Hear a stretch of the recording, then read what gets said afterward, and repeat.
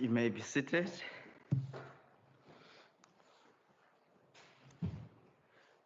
Honorable members,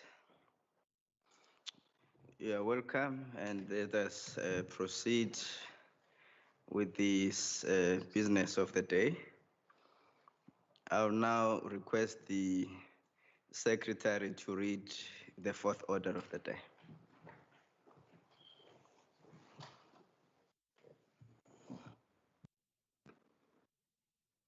Debate on Vote 9, Environmental Affairs and Development Planning, Western Cape Appropriation Bill, B4 2021.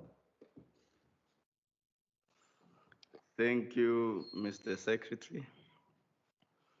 Honorable Premier, honorable members, distinguished guests, I now recognize the Honorable Minister of Environmental Affairs and Development Planning, Honorable Minister Bredell. I recognize you, Honorable Minister. Honourable Speaker, Honourable Premier of the Western Cape, Provincial Cabinet colleagues and members of the Legislature, Head of the Department and CEO of Cape Nature, ladies and gentlemen.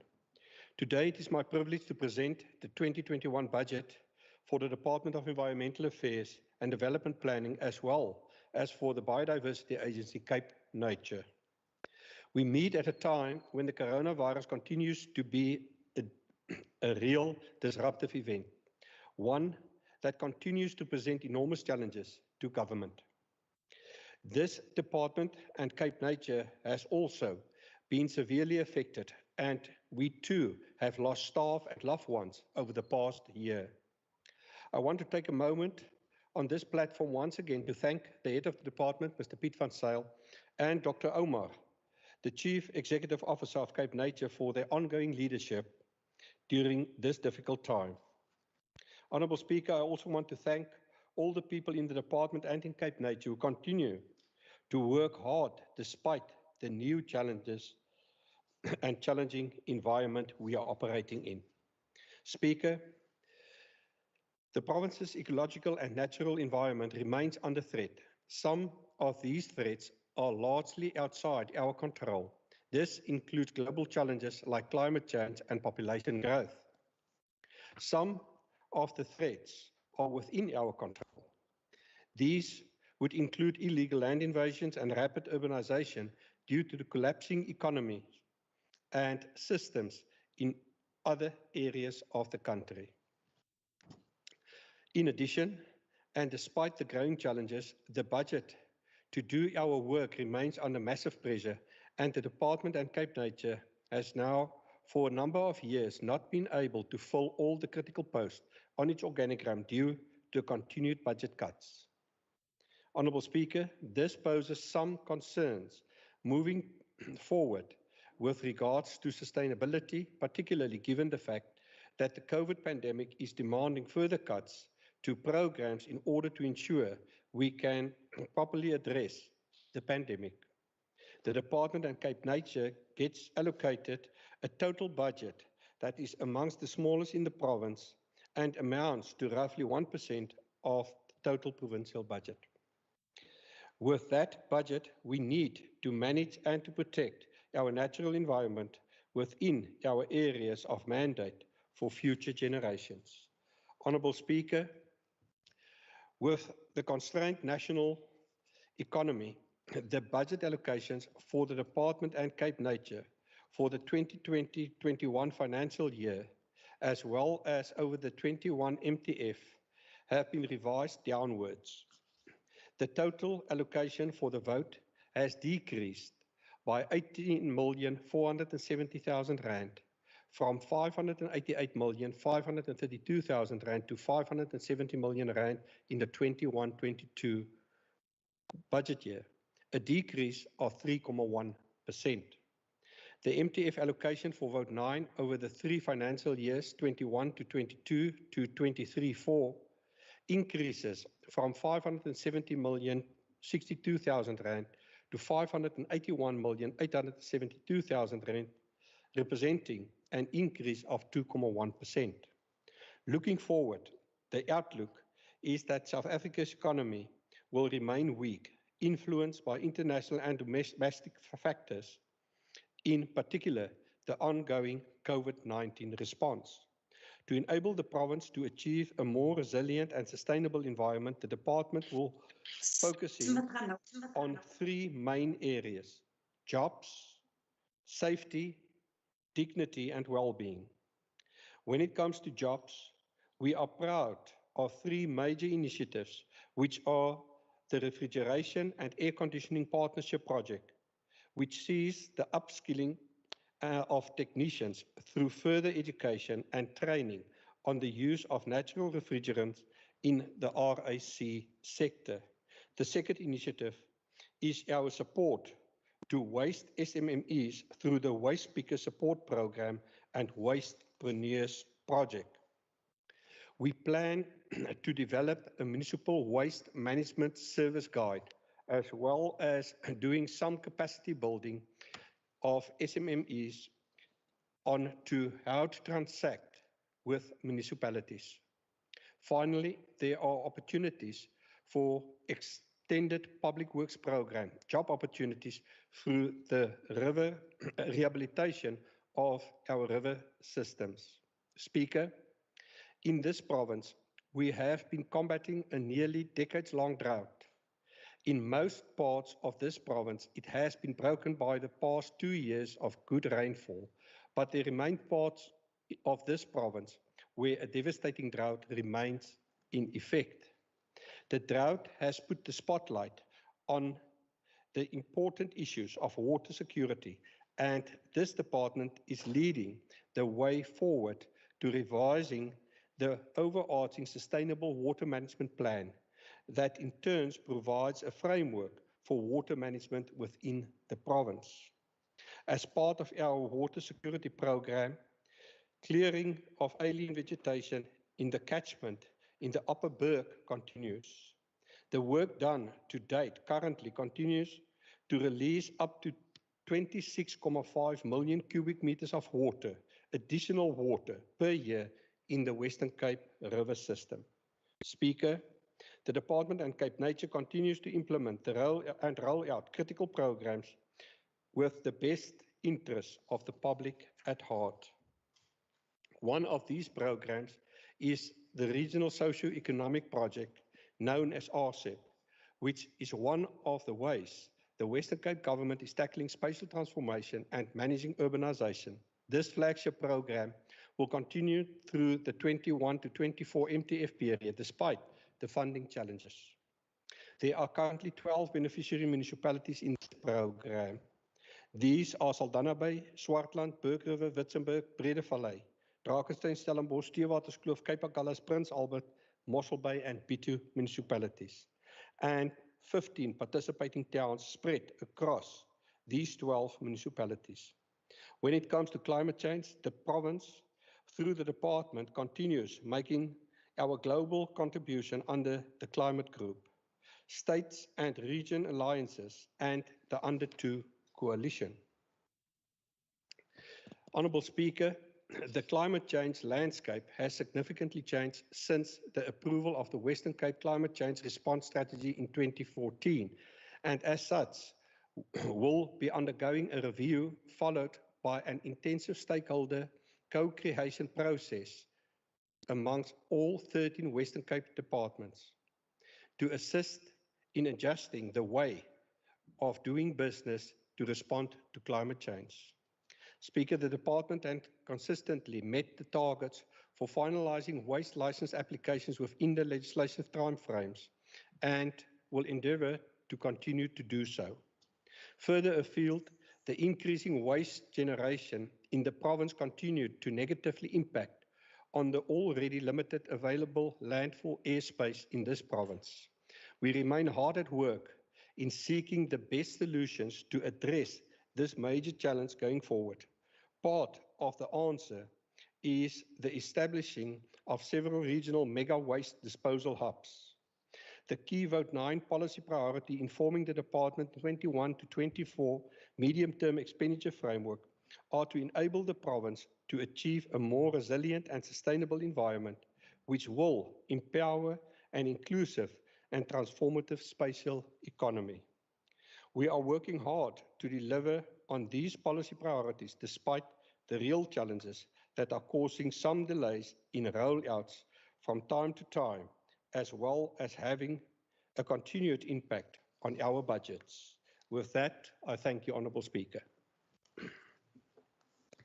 Thank you, Honourable Minister, Honourable Premier, Honourable Members. I now recognize the Honourable Member Maran.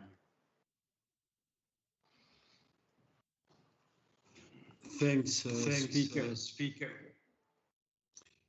as I rise this afternoon to support or decline support for this budget, the words of the Afrikaans poet Ingrid Jonk comes to mind. The child, and I open quote, the child who just wanted to play in the sun of Nyanga is everywhere. The child who became a man treks through all of Africa. The child who became a giant travels through the whole world. Without a pass, close quote. On the 8th of February this year, 4 children in Nyanga were playing in the sun. Their afternoon play in a rogue sand mine came to a devastating end when the sand collapses onto them. This tragedy, which should never ever happen again, has robbed these 4 children who might have trekked through Africa or who might have become giants traveling the whole world without a passport. Today, we hear a budget vote of the Department of Environmental Affairs and Developing, where members of the Democratic Alliance are more worried about fish washing up on the sea. We hear very little, in fact nothing, from this budget on sand mines, their regulation and how this department foresees ensuring that a tragedy such as this would never happen again. It is only when you think so little of African children that they become invisible in your budgets.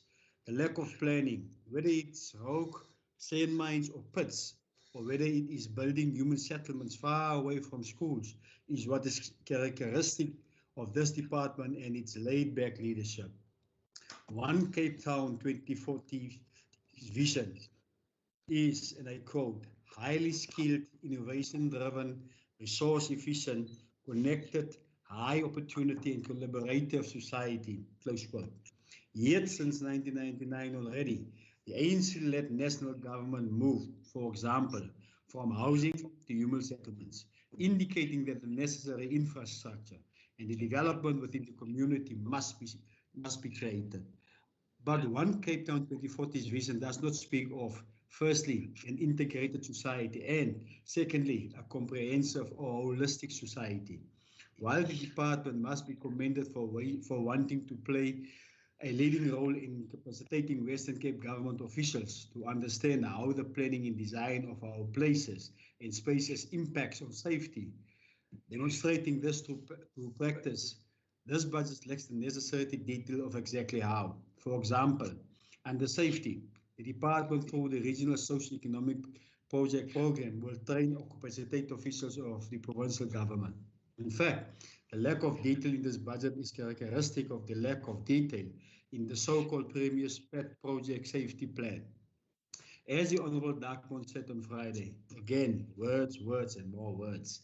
In respect of spatial transformation and managed urbanization, the budget provides information on grant funding, which is given to the participating municipalities in order to implement spatial development projects in neglected areas, most of which are in so-called integration zones. One hopes the people of Saldanha Bay, Swartland, Berg River, Witzenberg, Brede Valley, Drakensberg, Stellenbosch, Theewaterskloof, Cape Agulhas, Prince Albert, Mossel Bay, and Bito are listening. Because according to this budget, these 12 municipalities are participating in these integration zones. We had hoped that integration zones means that people in municipalities live closer to their places of employment or to job opportunities.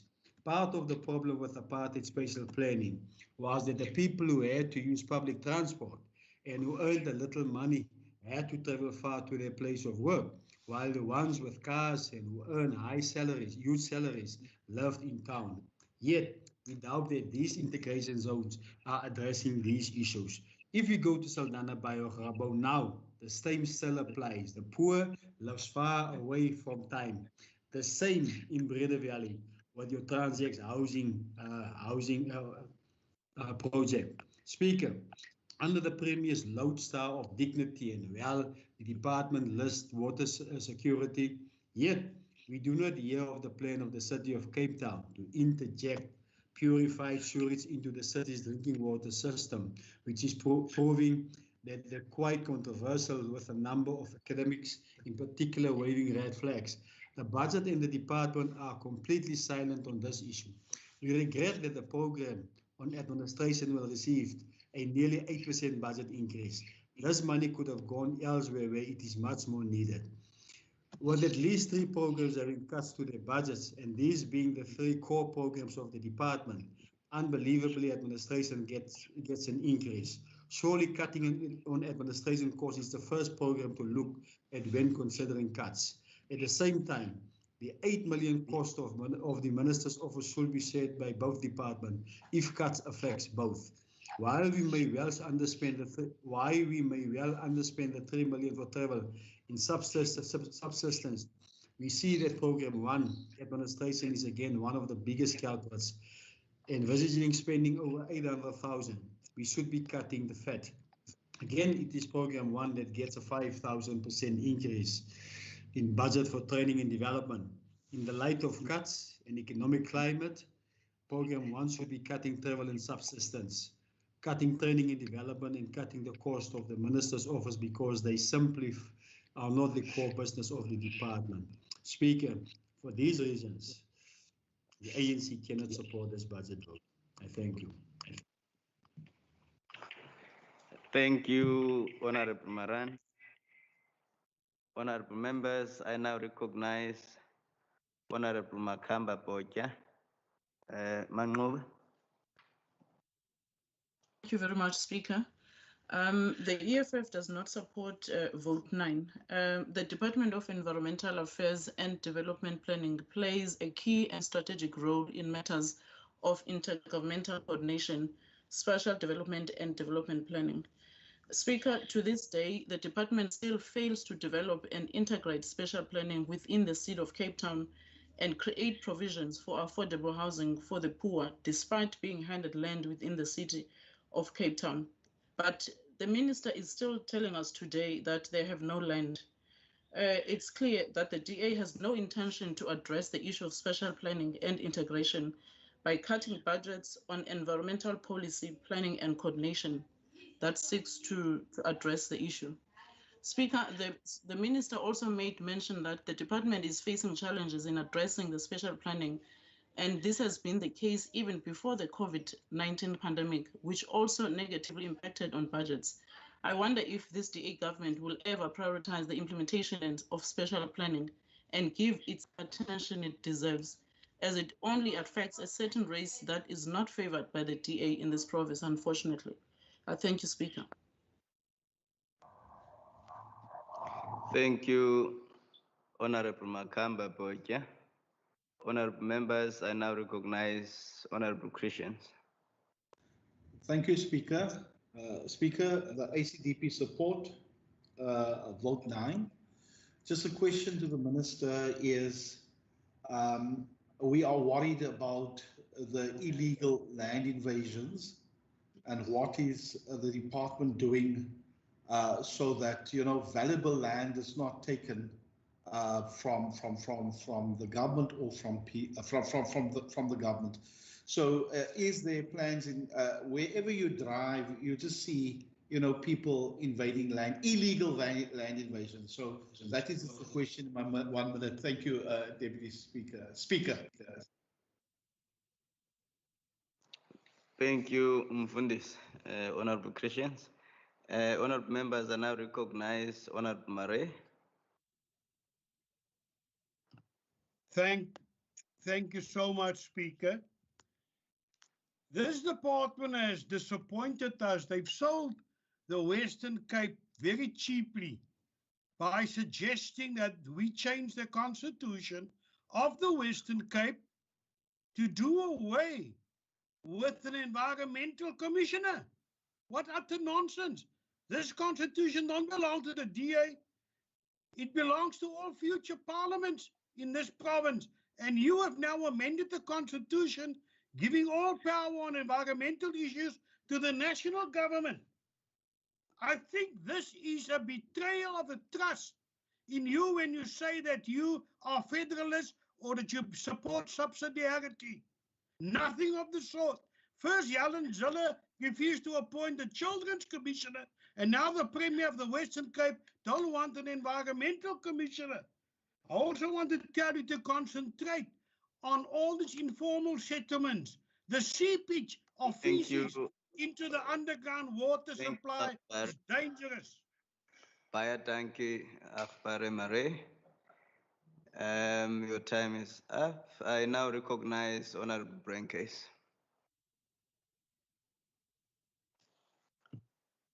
Thank you, Speaker. We are about 7 million people living in the Western Cape, and the number is increasing with the influx of people into urban areas. We are also a province with a high level of inequality, which not only have a negative impact on health and socio-economic conditions, but also leads to environmental degradation, especially amongst the poor.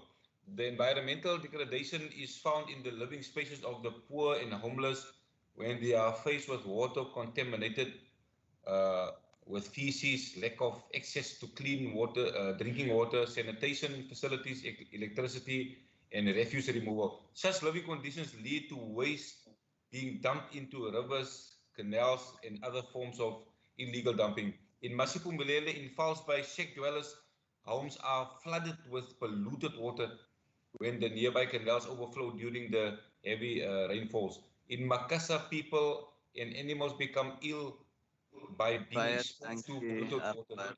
Thank you, Speaker. Thank you, Honorable Brenkes.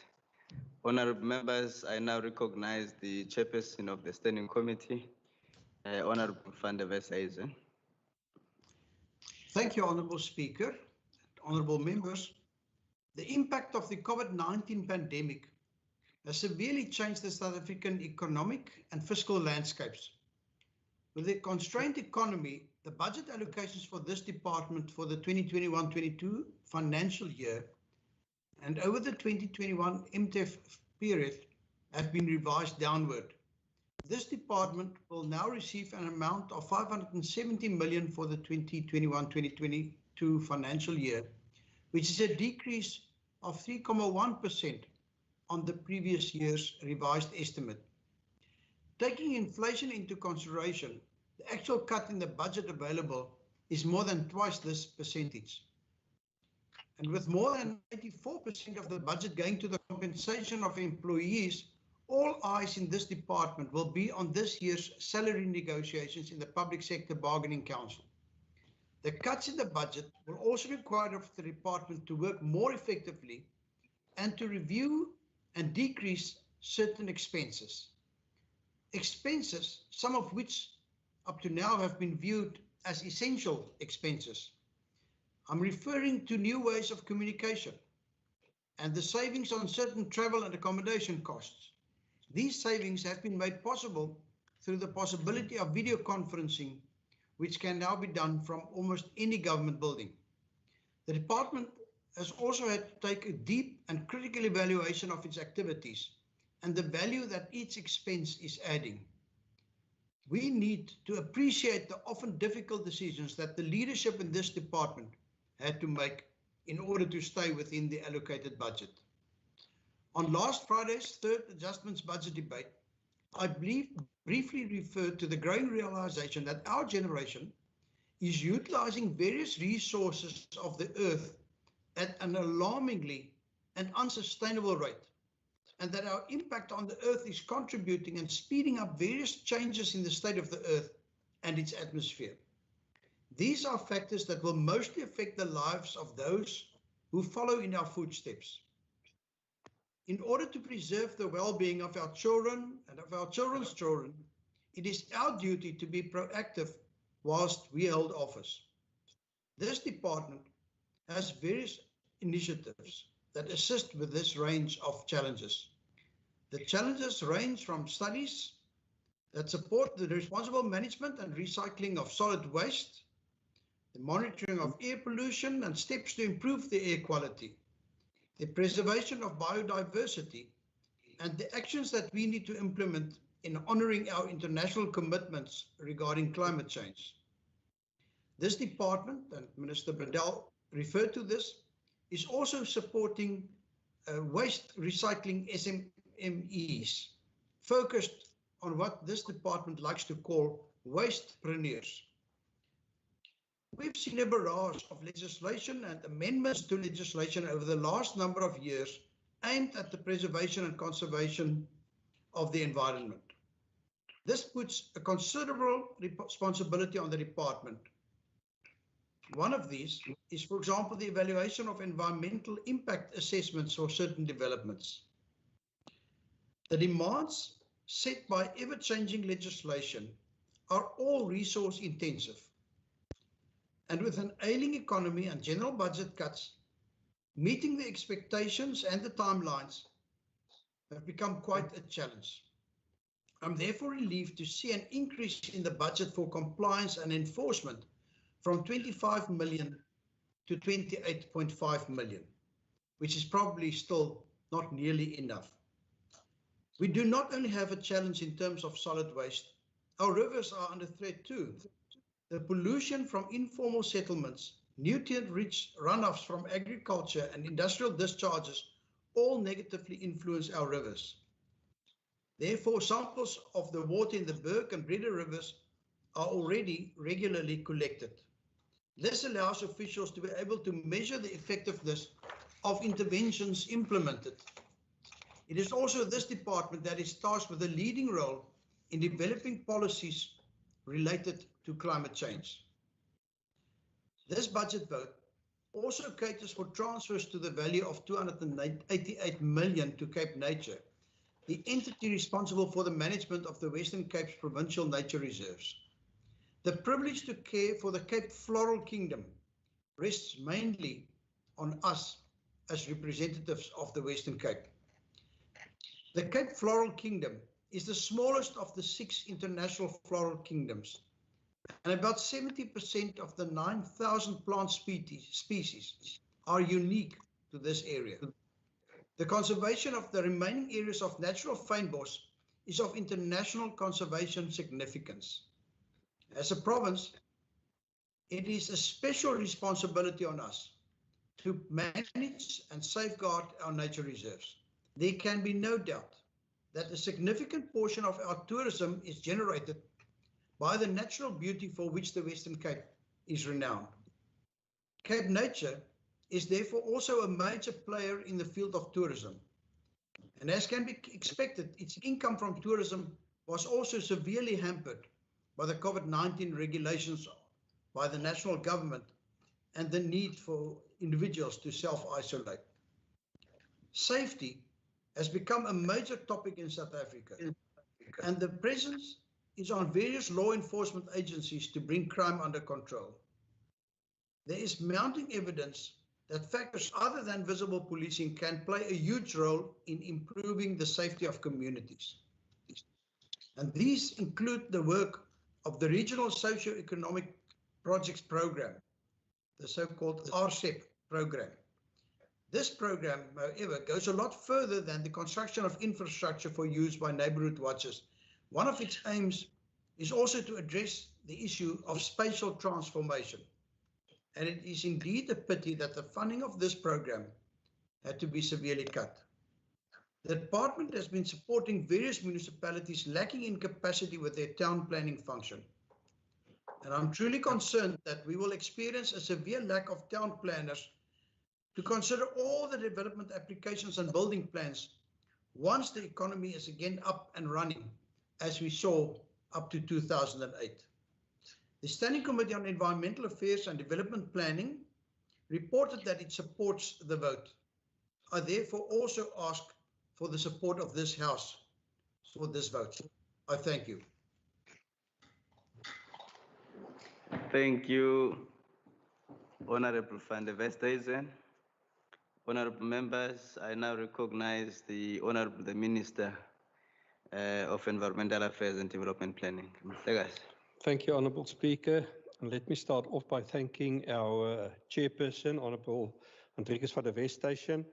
Thank you for your leadership in the Standing Committee, for your difficult questions that you pose to us that we need to grapple with, because it's all to the best interest of the environment in this province. I also know that you're very much hands-on, or must I say feet-on, because you're very a lot of time out there in the field and then asking the right questions. So thank you for that. Honourable Chairperson, to the Honourable Moran, when 4 children died, it's sad. However you want to put it, it's a sad event and nobody wants a reoccurrence of that, or nobody wants it to happen, especially not within this province. But please, let's not politicize the heartbroken parents who lost their children. It's a difficult time also for those families.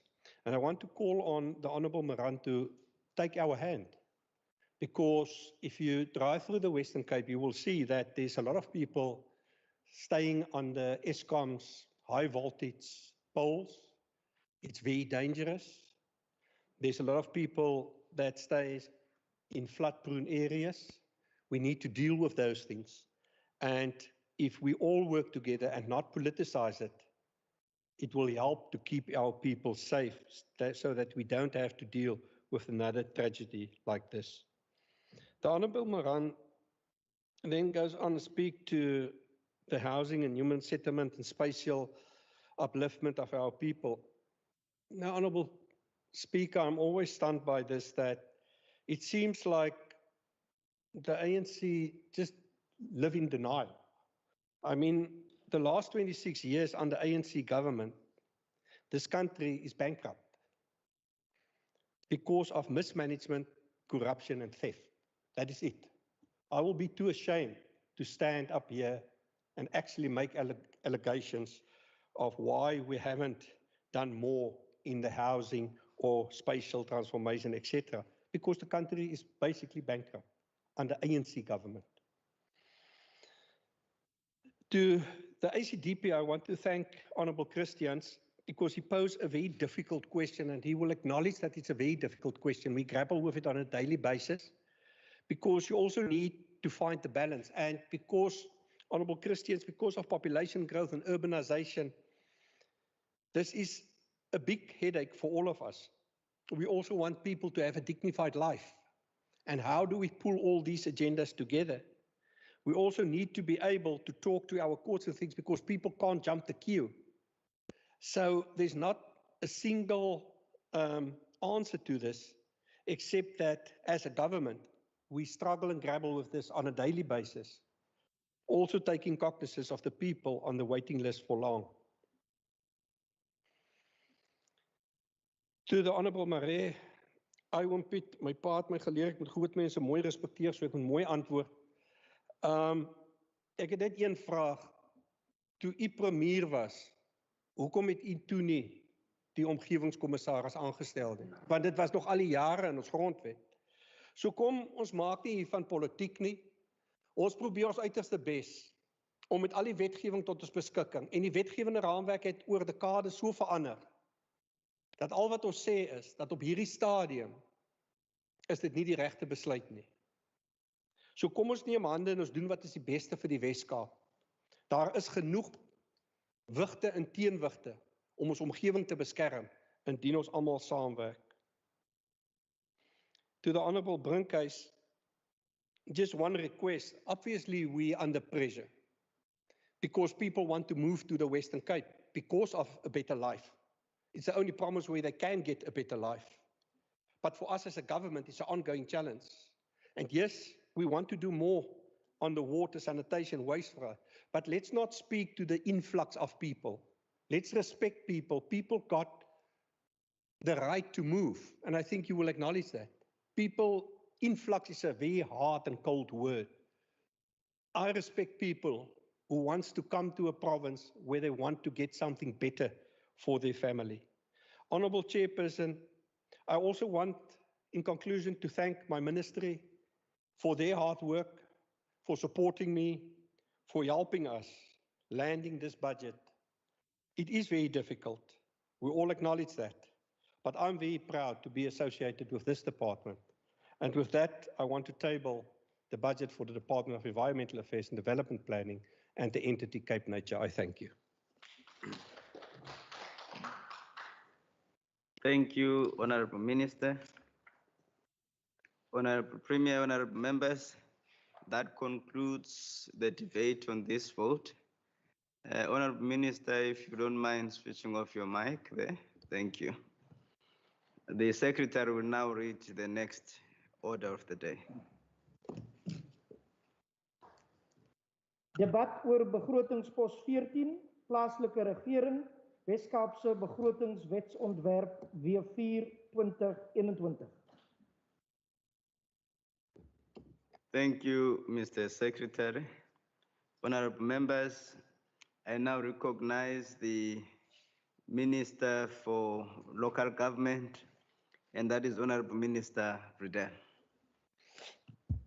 Thank you, Honourable Speaker, Honourable Premier of the Western Cape, Provincial Cabinet colleagues and members of the Legislature, Head of the Department, Mr. Grey Paulse, ladies and gentlemen, good afternoon. Today, it is my privilege to present the 2021 budget for the Department of Local Government. We meet at a time when the coronavirus continues to be a real disruptive event, one that continues to present enormous challenges to government. This department has in many ways, particularly through the Disaster Management Centre, been at the forefront of combating the virus. I want to take a moment on this platform to thank the head of the department, Mr. Graham Paulse, and his senior management team for their ongoing leadership during this difficult time. I also want to thank all the people in the department for their tireless efforts over the past year and for the fact that they will continue to work hard despite the new challenging environment we are operating in. Honourable Speaker, the primary goal of this department by legislative and other measures is to support and strengthen the capacity of municipalities to manage their own affairs, to exercise their powers and to perform their functions. In addition, the department must provide for the monitoring and the support of local government and promote the development of local government capacity to enable municipalities to perform their function and manage their own affairs. Recognizing that municipalities are at the coalface with communities who need help and better services, and this often results in significant challenges in the provision of adequate infrastructure, service delivery, governance, and development. Honourable Speaker, this in turn sees the proliferation of protests, which are increasingly violent. In addition, we see large-scale land invasions onto parts of the land that is not habitable and indeed poses large safety concerns for the people living there. For example, the example is that of drift sands in the city of Cape Town, where a community has settled in an area that is prone for flooding. We are working with the community and others who are similar position to see what can be done to assist them. Honourable Speaker, this department remains committed in promoting access to small-scale economic opportunities for poor communities to alleviate poverty in every municipality. Honourable Speaker, we must do what we can to help tackle the scourge of unemployment, poverty and inequality, especially in our rural and poorest areas. In this regard, the Community Development Work Programme continues to enhance partnerships and networks with other governments, departments, entities and other organizations with economic opportunities to support communities through creating small-scale economic projects. In addition, in the year ahead, the department will continue to leverage off its Tucson program to continue to build hubs for poverty reduction job creation, and broad-based community development. The department continues to provide training to councillors across this province in order to further strengthen governance within municipalities. The training includes matters of ethics, anti-corruption, legislative roles and responsibilities, as well as draft rules of order. The department further continues with close partnerships with the Hans Seidel Foundation, with whom a summer school for training councillors has been launched. The department is also proud of its partnership with the French Development Agency, a partnership that is aimed at addressing the backlog in the investment in infrastructure in the province. The project aims to foster an enhanced integrated approach to municipal infrastructure development based on coordinated and sustainable principles. Honourable Speaker, the department budget amounts to R348,664,000 in the 21-22 adjusted downwards to R285,314,000 in 22-23, and with a marginal increase to R293,085,000 in 23-24. The department's allocation increased by R68,600,000 in the 21-22 or 24.5% in comparison with the revised estimate of R280 million for the 2020-21 financial years. The department has received earmark funds over the MTF in the following programs: an additional amount of R6,904,000 over the 21 MTF to support the implementation of the joint district and metro approach, an amount of R8,662,000 over the 21 MTF towards strengthening the forensic investigation unit in the department. This unit aims to provide better support to municipalities where there may be a need for corruption investigations. R5 million towards support to municipalities through the strengthening of public participation and citizen-focused intervention. R50 million is allocated to the department to coordinate and ensure the implementation of targeted short-term public employment programs for communities identified as being in distress. These funds will be transferred through conditional transfers to local municipalities in the Western Cape where and when needed. R2.5 million towards the development of a 15-year Western Cape integrated drought and water response plan. R1.7 million over the 21 MTF for maintenance and support requirements related to the upgrade and replacement of the Disaster Management Centre audio-visual infrastructure.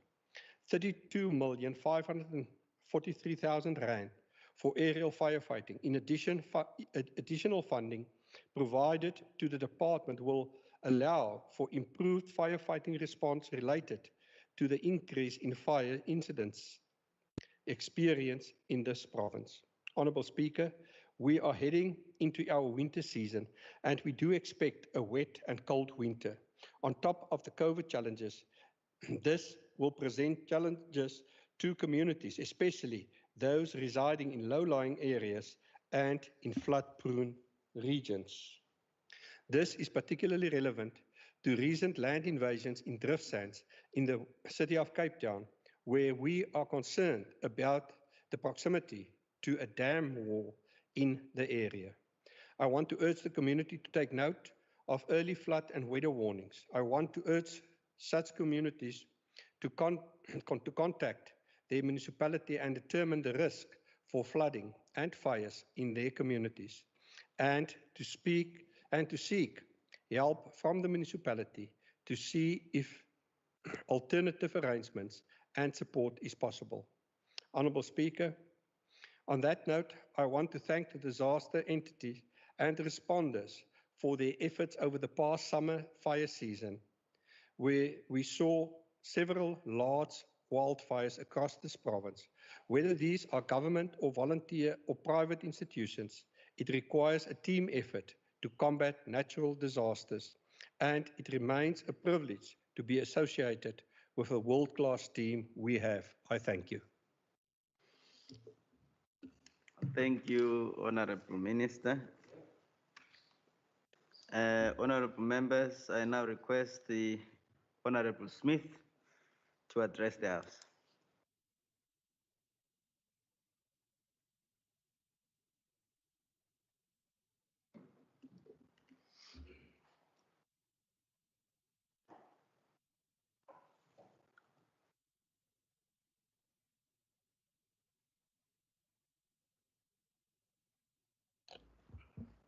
Speaker, Premier, MEC for Local Government, Chairperson of the Portfolio Committee, honorable members. The ANC does not support this budget vote. The establishment of the Khoisan Commission in the Western Cape is a historic moment for our province and people. As our country celebrates the 25th anniversary of the signing of the Constitution at Sharpeville, we celebrate the fact that finally recognition will be given to the history of the indigenous people of the Cape. Finally, 12 years after the establishment of the National House of Traditional Leaders in 2009, the Democratic Alliance is forced to recognize our traditional leaders in the unique form here in the Western Cape.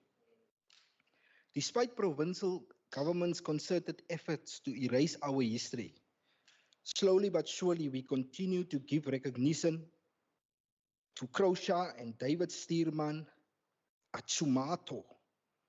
Hopefully one day our schools too, as they promote in the Northern Cape, will be able to encourage the learning of Ku, among other Khoi and San languages. The ANC in the Western Cape has high hopes for this Khoisan Commission, and we hope that it will play a prominent role in the quest for identity for the majority of the inhabitants of the Western Cape. Speaker, we have been patient for 12 years under the DA rule. For a move to be made such as this, to establish such a commission, will not only promote leadership, but hopefully language, arts, and culture as well. We will continue to be patient with the Department of Local Government as they pursue assessment to provide the Commission with resources. We hope that this assessment will be concluded by the end of this financial year. This budget, of course, makes no provision for even that assessment, and we would have hoped that more funds than a mere 1,000 rand be allocated. At the same time, we remain concerned at the subtle contradiction that exists with the reduction of CDWs, local government foot soldiers, as it were, on the one hand, but the increase in training in ward committees and the setting up of them. CDWs continue to play an important role in the functioning of wards and local government and ensure the continuous link between government services and the people. Our communities cannot do without this link. CDWs must play an integral role in the department's role out of ward committee training and the establishment, as well as the Getting to Know Your Ward Committee campaign. While the ANC welcomes the small-scale economic activities or projects that ensures the sustainability of the livelihoods of young people, this must not be seen to replace the roles that actors such as CDWs play within our communities. However, we remain concerned with the conditions or the indicators to be developed by either the department or the municipality for these projects or activities and the 50 million rand, as we believe this may be open to abuse. In an elections year, we have cause to be concerned. At the same time, the ANC will continue to ensure that attention is paid to local economic development opportunities, especially for those municipalities which have a low income tax base. In this respect, we are pleased that finally provincial government departments are working together and speaking to each other, with the Department of Local Government, with the Department of economic opportunities and tourism. If only public works and education could work more with human settlements. Yet the cooperation between the Department of Economic and Opportunities and Tourism and the Department of Local Government speaks to ensuring more economic opportunities for our municipalities, but even more so, more economic opportunities for our people. Again, unlike the negative approach the DA, the ANC caucus promises to work with these departments and will even lobby our national departments to encourage these projects and opportunities in local economic development within our municipalities. Speaker, the ANC remains concerned with the local government challenges that we highlighted in our response to the SOPA over a month ago. We will continue to point out the situation in Swellendam and the need for action by the MEC and his department. Anything short of drastic intervention will guarantee that the ANC will not stop talking about Swellendam. Again, we wish to commend the department for, amongst other, the water resilience programs, but also having a transversal approach to the drought and water shortages in the province. We also remain concerned with the rise in the budget for legal services, the large advertising budget in Program 1, and the remaining large sums budgeted for consultants. For those reasons, Speaker, we cannot support this budget. Thank you. Thank you, Honorable Smith. Honorable members, I now call upon the Honorable Makamba Poja to address the House.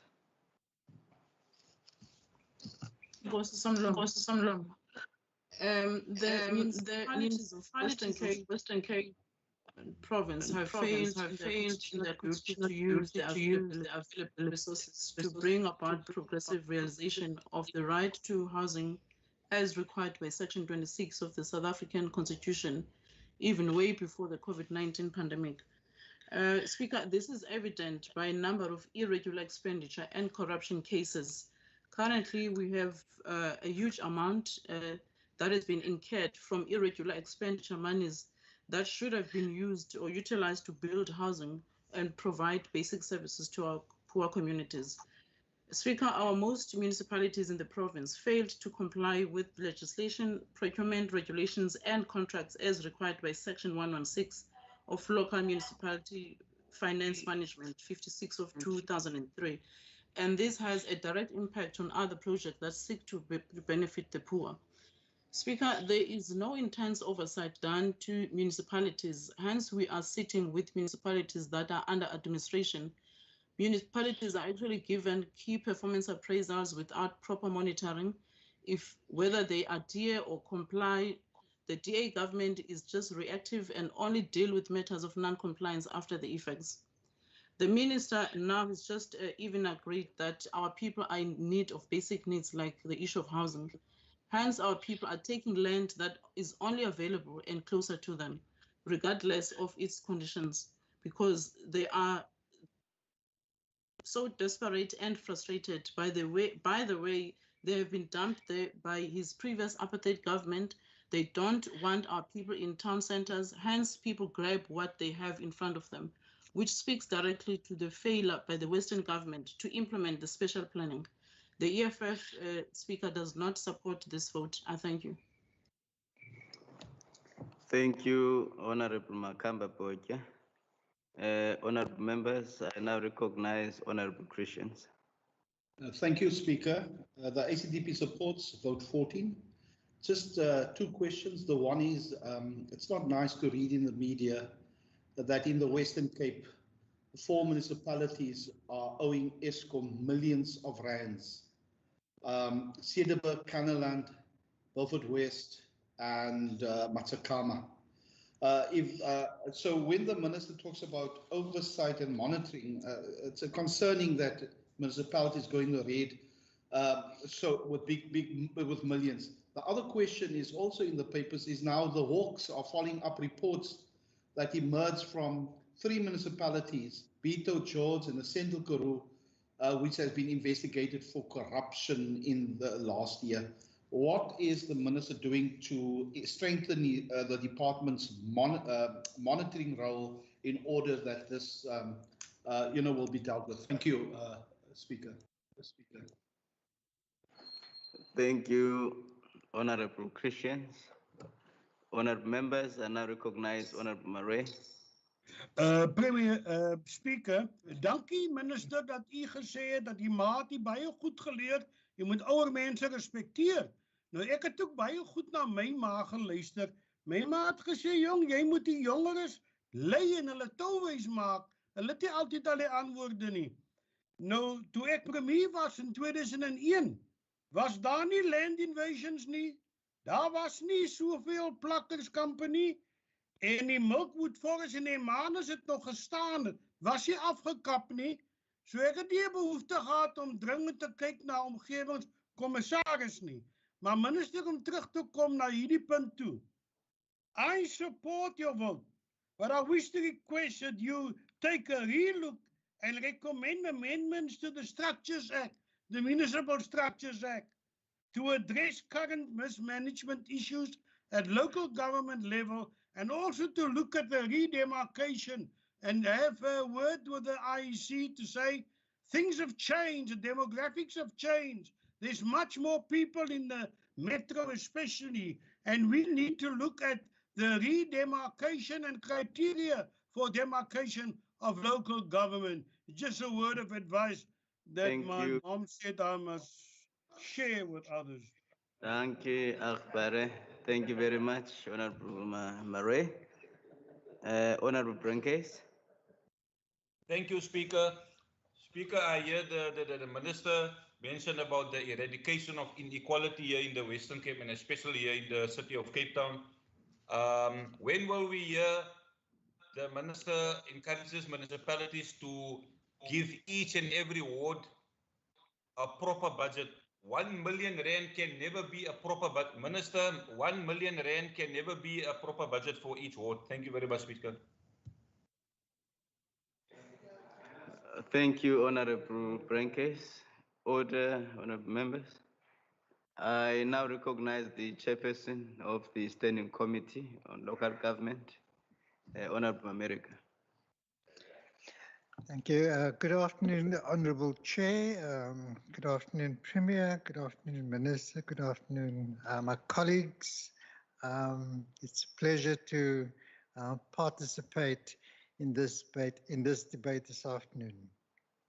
Honourable Speaker, the main appropriation for this department for this coming financial year amounts to 328,664,000 rand, which represents an increase of 24.5% from last year's revised estimates. Our equitable share increase in percentage term this year compared to last year by 32.94%. Honourable Speaker, in his 2021 State of the Province address, the Premier made a number of commitments which have a direct and indirect bearing on this department. I will speak to some of the projects the department will do in support of some of the commitments. One, the Premier called for the province to lead from the front in South Africa with new ideas, with better policies, and with good, clean, and accountable government. And it's my pleasure, Honourable Speaker, to say that that commitment is embedded and part of the DNA of this government. Furthermore, the Premier committed us to support and improve governance in the municipalities. And this includes pre and post the 21 local government elections to strengthen the forensic investigation, capacity and unit within municipalities, not in municipalities, but in the department, to coordinate the implementation of the joint district and metro approach for better service delivery and to strengthen citizen interface in partnership with municipalities. Honourable Speaker, in support of the joint district and metro approach and other municipal interventions, the department committed 7.467 million rand over the medium term. And to strengthen, as the Minister already alluded to, the forensic investigation unit, an amount of 8.662 million rand in the medium term is appropriated to combat corruption in municipalities. Speaker, on improving the interface with citizens. The department has played a critical role in strengthening the effectiveness of ward committees through supporting municipalities to establish ward committees and providing various capacity building programs to address developmental challenges in communities and ensure key role players work towards a common goal. Communities must become key role players in understanding and implementing the developmental role of local government. Given that 2021 is the year for the local government elections to take place, this responsibility is critical to ensure that participatory democracy is not compromised. A major campaign across the length and breadth of the Western Cape is underway, using a variety of different media as well as community voices to share accurate and factual information with the public on the vaccines being used. To this end, the department commits to support municipalities with the implementation of communication campaigns relating to COVID-19, including educating citizens about the vaccines. A further commitment is what we need to develop a comprehensive response plan to ensure preparedness for the anticipated second, third, and fourth wave. In support of this, the department will continue with the implementation of the tried and tested hotspot approach, partnering with key stakeholders, using our communication capacity, and coordinating our responses through our Joint Operations Center. This will be further enhanced through the coordination of the hotspot strategy through the joint district and metro approach. Creating jobs. Honourable Smith, in this financial year, 17,700 job opportunities will be created through the community works programs. I want to repeat, this financial year, 17,700 work opportunities will be created through the community works program.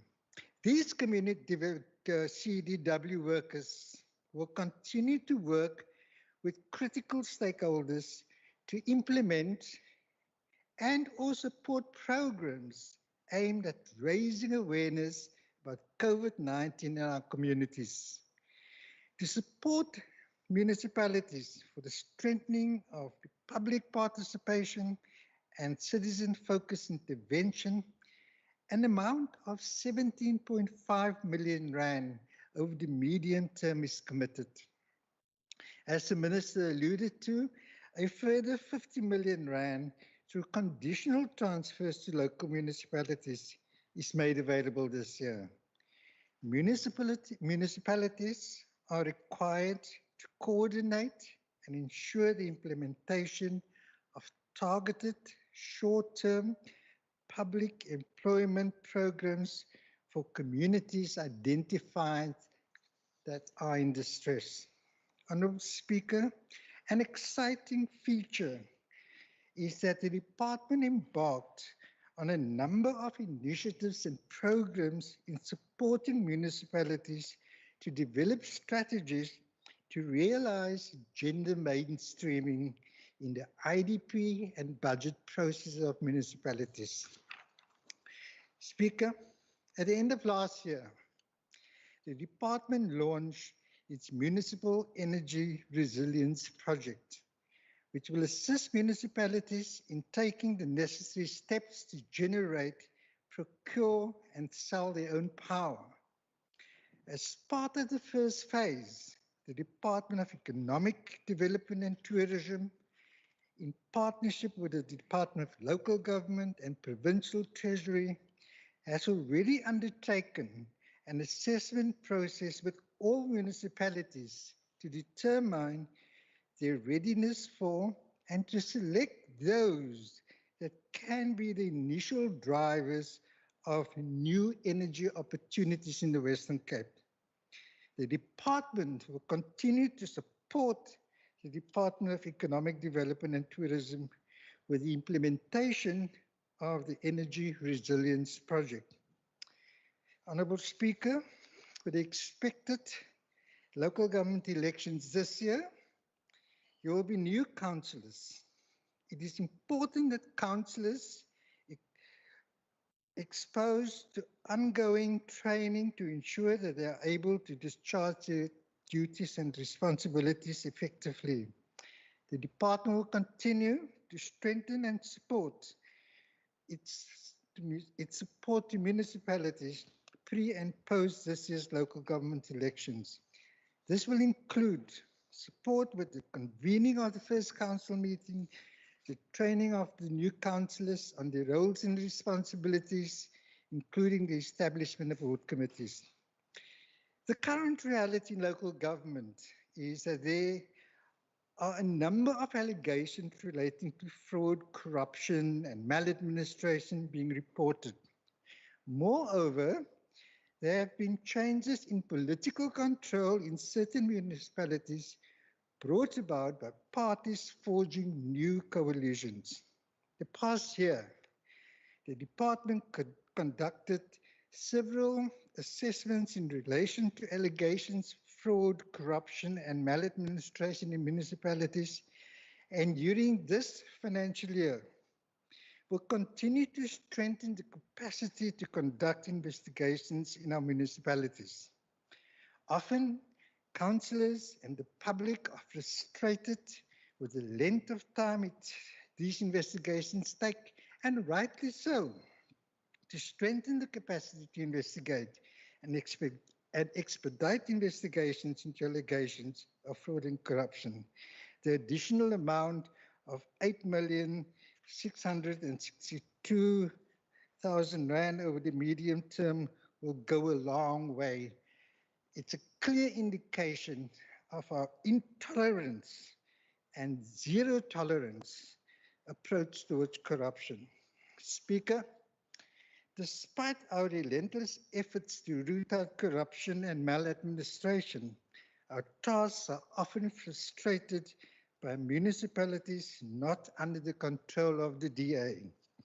A recent example, notwithstanding that the ANC-controlled Matsikama municipality being investigated by the SUI for alleged PPE corruption, the municipality proceeded to appoint an acting municipal manager who had been released on bail and stand accused of fraud, corruption, and money laundering in criminal proceedings to be heard in the Clanwilliam Magistrate Court. In addition, 2 other criminal cases against this official are before the NPA for a decision. Speaker, this would answer all. Honourable Speaker, this government is alive to the economic hardships brought on by the pandemic on our people. This resulted in that municipalities face significant challenges in collecting rates from financially distressed ratepayers. This resulted in a significant revenue loss for a number of municipalities, which impacted negatively on the cash flow of municipalities. The loss of jobs associated with the pandemic has also led to an increase in the indigent households, which municipalities must subsidize. This is a threat for our municipalities, as their sustainability largely depends upon the ability of the residents to pay for the municipal services. Whilst the resources to strengthen service delivery continue to be negatively affected, the citizens continue to demand higher quality of services.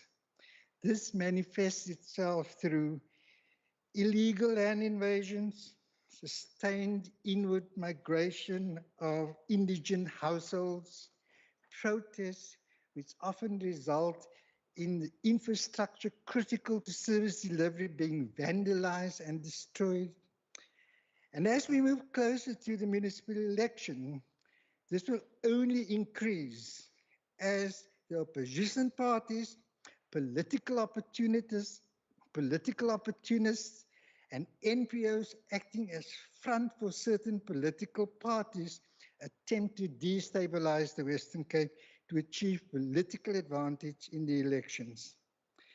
The department, in collaboration with the Hans Seidel Foundation, have commissioned the University of Stellenbosch to design a financial and operational sustainability model for municipalities.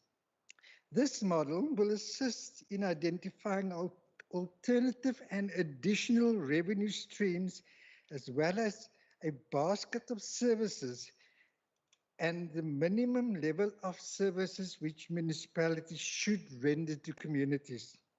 Honourable Speaker, the department will continue to focus on building water resilience in the province to ensure that municipalities are better prepared and equipped to proactively manage and respond to future drought occurrences.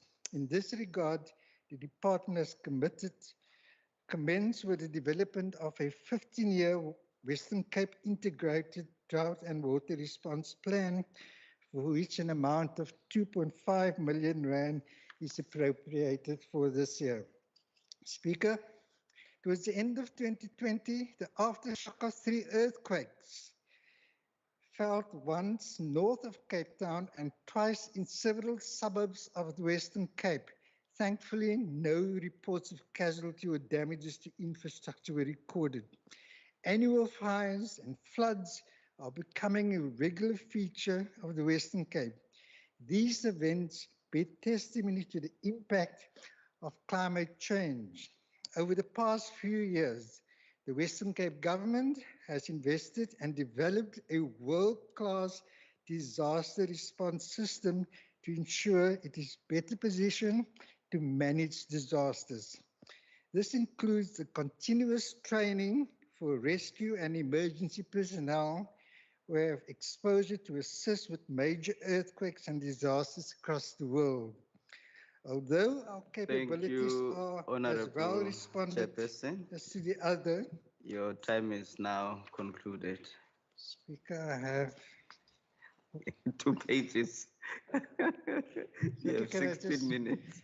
Man, Speaker, you It's have finished. Really, I just need to speak for 1 minute. Can I? No, your time is up. That was 16 minutes, honorable member. I'm afraid I can't. Thank you. Speaker, last year,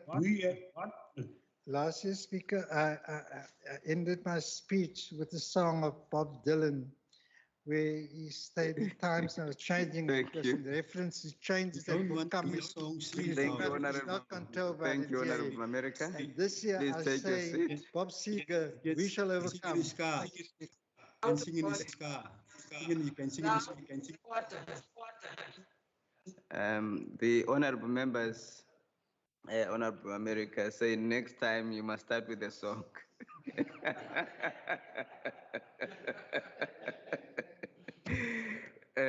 Thank you very much, Honorable America. Akbare Minister. Thank you, Honourable Speaker. Let me start off by the Honourable Chairperson and thank him for his leadership. Yeah, we can see he's got a passion for local government.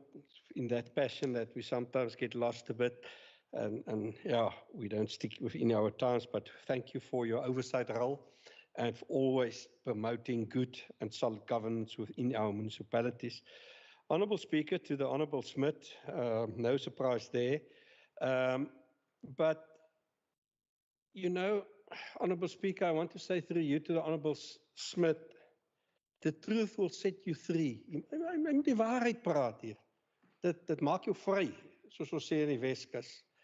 You know, the Khoisan Bill was signed by the President 26 years after democracy. Why didn't the ANC sign it earlier? Now today he wants to politicize this very important piece of legislation. And again, Honourable Speaker, they don't tell the people out there the truth.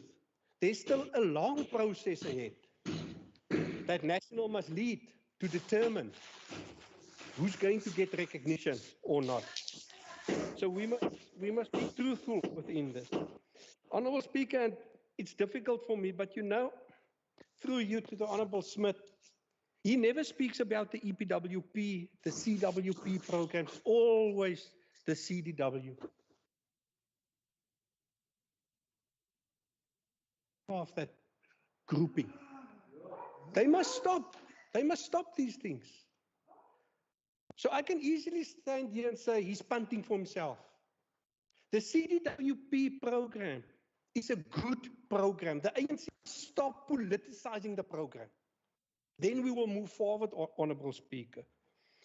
And then, Honourable Speaker, lastly, so I don't know the passion about Swellendam. My advice to the Honourable Member will be worry about the ANC controlled governance. Swellendam, we'll sort them out as we will sort out all the municipalities. We will get to them. We don't treat any municipalities special. If there's problems, give it to us. We will investigate because it's in the best interest of the people. If we do any project in this department, we'll always be fair. Doesn't matter which political party is in governance. And I've sent the documents to the Honourable Smith when we divided the funding for the food programs, etc. They can scrutinize it as much as they like because we live in the light. To the EFF, yeah, just look at the result of the clean audits and we'll talk again. To the ACDP, Honourable Christian, thank you very much for support. The ESCOM is a big worry for me too. And again, look at the governance within that municipalities. Now, let me put it here. Honourable Christians, and I think you will agree, there's no reason for a municipality not to pay ESCOM or not to pay water boards. They get the income, it's maths 101. You get an income, you're entitled to put the profit in your budget, but pay ESCOM and pay the water boards. You cannot expect the people to pay you, but you don't pay the water boards or pay ESCOM. The corruption and the walks, those municipalities, Honourable Christians, we hand them in. We hand them over to the walks. We've done a lot of work through the forensic investigation unit, and we hand them over. The problem that I've got is that it takes too long to get them in front of a judge. And therefore, I call on various platforms, and I want you to support me on this. We need to build capacity within the Hawks and the NPA. We need to get the state institutions capacitated so that we can get the criminals in front of the court, in front of the judges, and put them where they belong. Honourable Marais, thank you for supporting the vote. The Structures Act, the demarcation, I personally think the Structures and the System Act must become one act. It's an ongoing process, ongoing debates on a national level. To the Honourable Brinkhuis, R1 million. That R1 million is definitely not to deal with everything in the wards. It's for small projects, and I can promise you, Honourable Brinkhuis, that the rural municipalities will give what to give to get R1 million per ward. but there's an IDP process, there's a budget of over nearly 50 billion rand, and every single cent must go to providing better services to the people of this province. Honourable Chairperson, Honourable Speaker, Honourable Deputy Speaker, allow me again to thank the Chairperson of the Standing Committee and to thank my Ministry for supporting me, for being there day and night to help the people to live a better life in the Western Cape. I thank you. Thank you very much, Minister. That concludes the debate on this vote. The Secretary will read the sixth order of the day.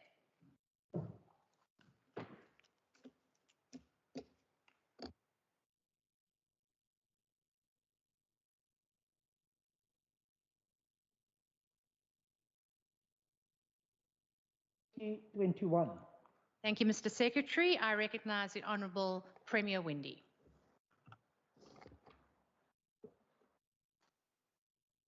Thank you very much, Deputy Speaker. Thank you very much to the honourable members of this House.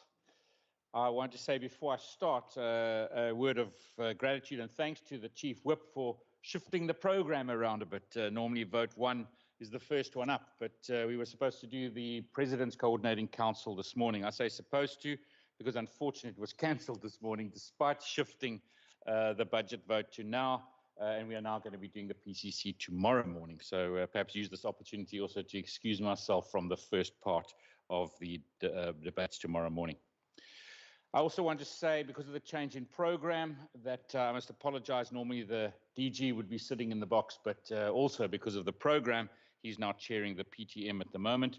But the CFO is logged on and part of this debate. Honourable Deputy Speaker, as a department, our vision is to enable and lead a capable Western Cape government by institutionalising a culture of innovation and collaboration.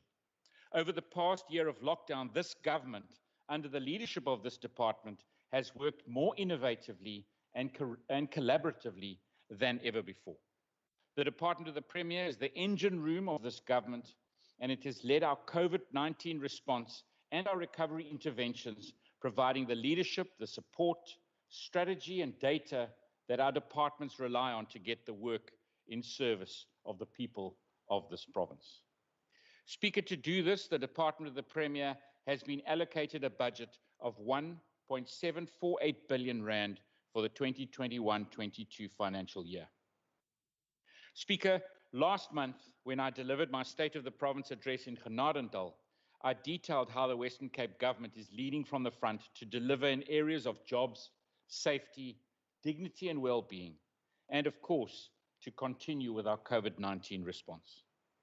In the year ahead, Deputy Speaker, we will harness innovation and collaboration even further to become leaner, smarter, and even more agile and responsive. Deputy Speaker, examples of this include providing policy support to the ECD sector, which this government has identified as an essential service that we must support to ensure the smooth transition of the Department of Social Development, or from the Department of Social Development to the Department of Education. We will also conduct a scoping exercise to understand the behaviours of affecting early childhood development outcomes in the Western Cape.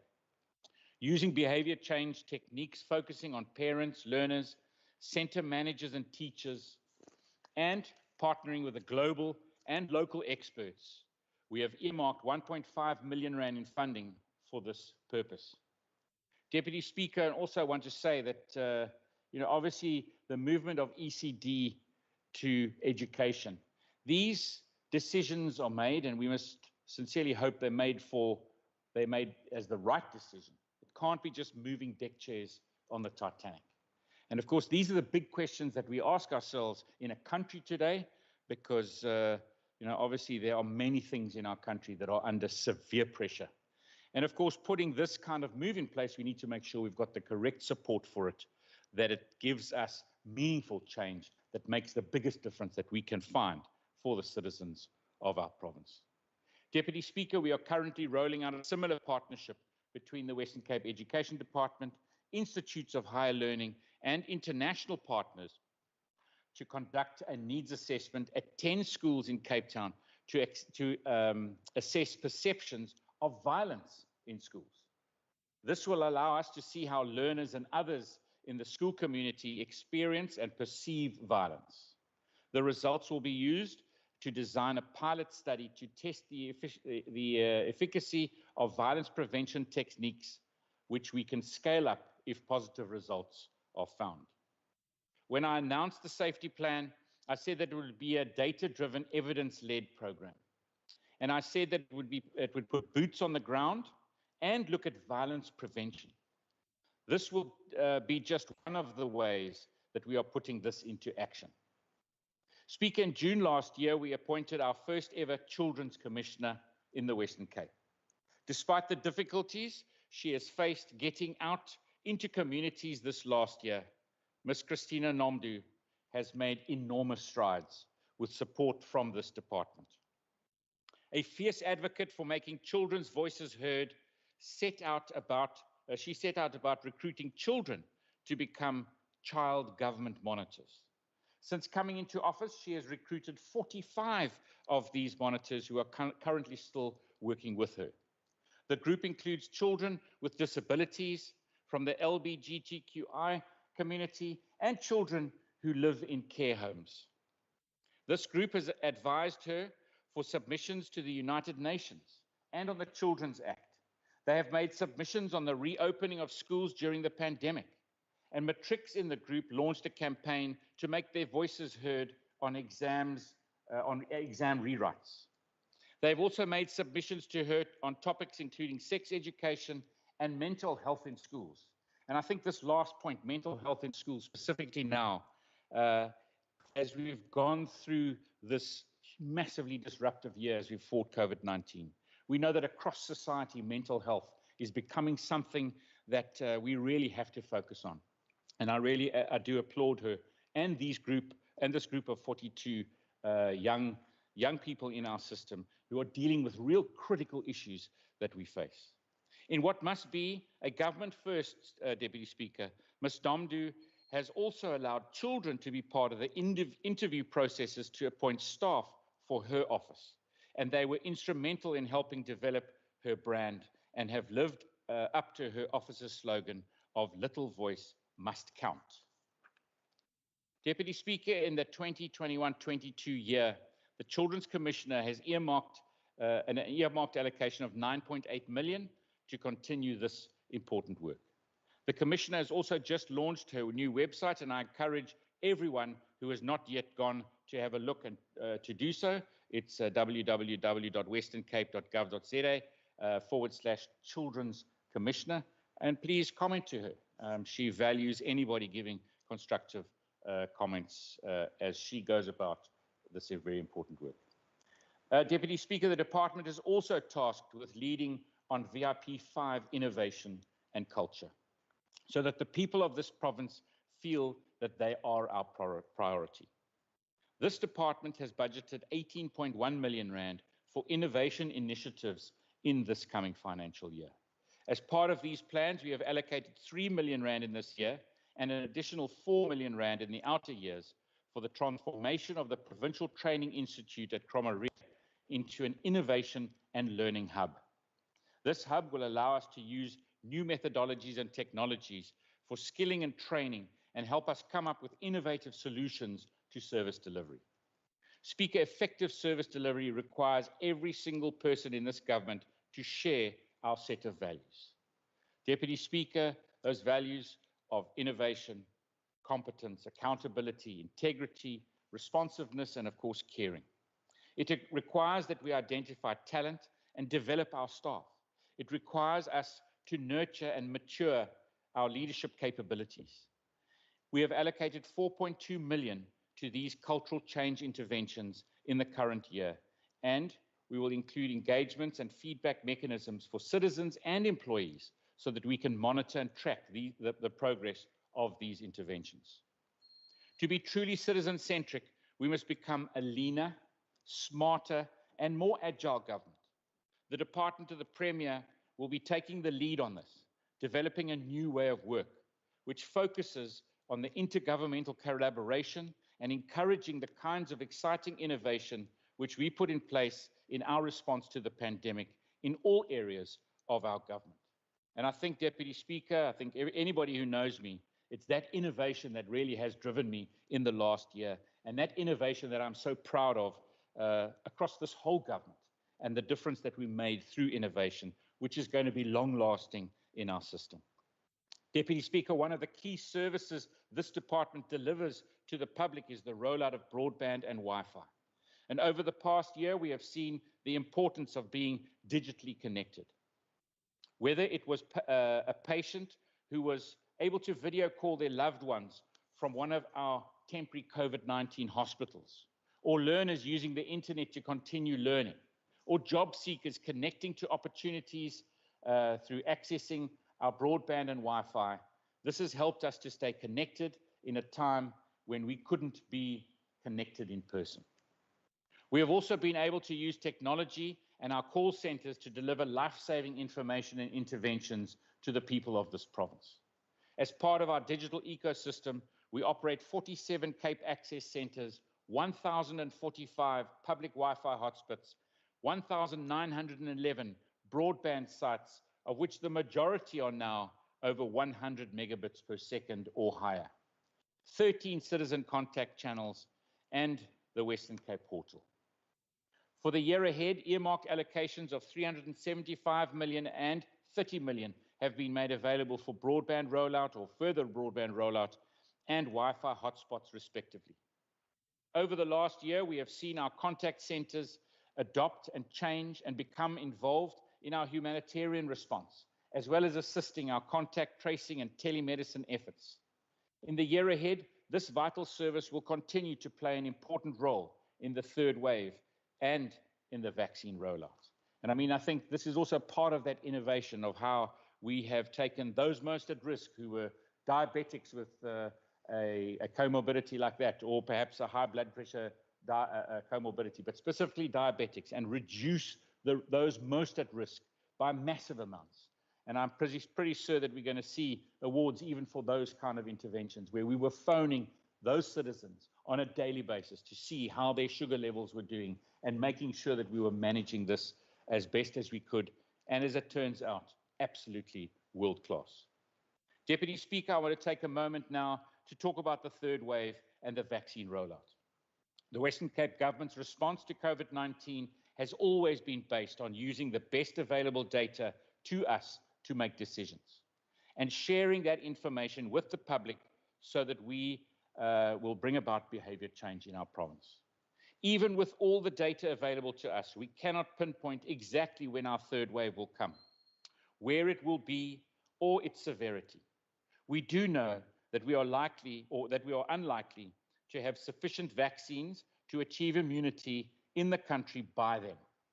Vaccines are safe and they are our ticket to economic recovery. But our behavior now and in this moment to come is the most important tool in our toolbox right now to minimize the severity of a third wave and to save lives. Deputy Speaker, over the past year, the Western Cape government has rolled out the biggest communications campaign on record for this government to ensure that people have the information they need to stay safe and protect themselves. We've been absolutely open and transparent with every single thing that we do. In the year ahead, Deputy Speaker, we have allocated a further 20 million rand in funding to continue this campaign and to provide information about the safety, efficiency and rollout of vaccines in the province. Speaker, for our vaccination campaign to be truly effective, enough people must get vaccinated to achieve herd immunity. We know that there is still a lot of hesitancy around vaccines, which is made worse by large amounts of irresponsible fake news. In countries around the world, communications and social mobilization are a key component of this vaccine rollout. The Western Cape government is committed to sharing factual, science-based information with our residents so that they can make informed choices when it is their turn to be vaccinated or those vaccines come around. Deputy Speaker, I would also just like to as I close off, say thank you very much to the residents and all our partners who have worked with us over the past year in fighting this pandemic. And when I say partners, I talk about all of our government's departments, but also those governments at local government level and at national government level who we've worked with on a weekly basis, with the police services joining our cabinet meetings, the district mayors and municipal managers joining our cabinet meetings. We really have worked very hard and very well together, and I want to thank every single one of them, and then every single citizen who's played their part in making sure we flatten the curves, in making sure we deal with this COVID-19 virus. I also want to thank those people who have stepped up beyond their comfort zone, who have stepped up to help fellow citizens through feeding schemes and through really making a massive difference on the ground. I want to appeal to people now as we move forward towards these religious holidays that are ahead at the end of the week, that I want to make sure that we all still continue to remember what we have achieved this last year. Keep this learning alive. Make sure that we continually wear our masks, hand sanitize and wash our hands, avoid those crowded spaces and close contacts. We all know what to do, and we need to use this time specifically to make sure that we keep pushing out this third wave for as long as possible. We will continue as part of this deal to play our part with the hotspot management, making sure that where we are picking up any spread of the virus, people know about it, we zoom in, we use the contact tracing systems, we make sure we put that bushfire out. We will only do this together, and we will only succeed together. And then, Deputy Speaker, finally, I want to thank, first of all, my own office, the full team that give me that backup every single day. Thank you very much.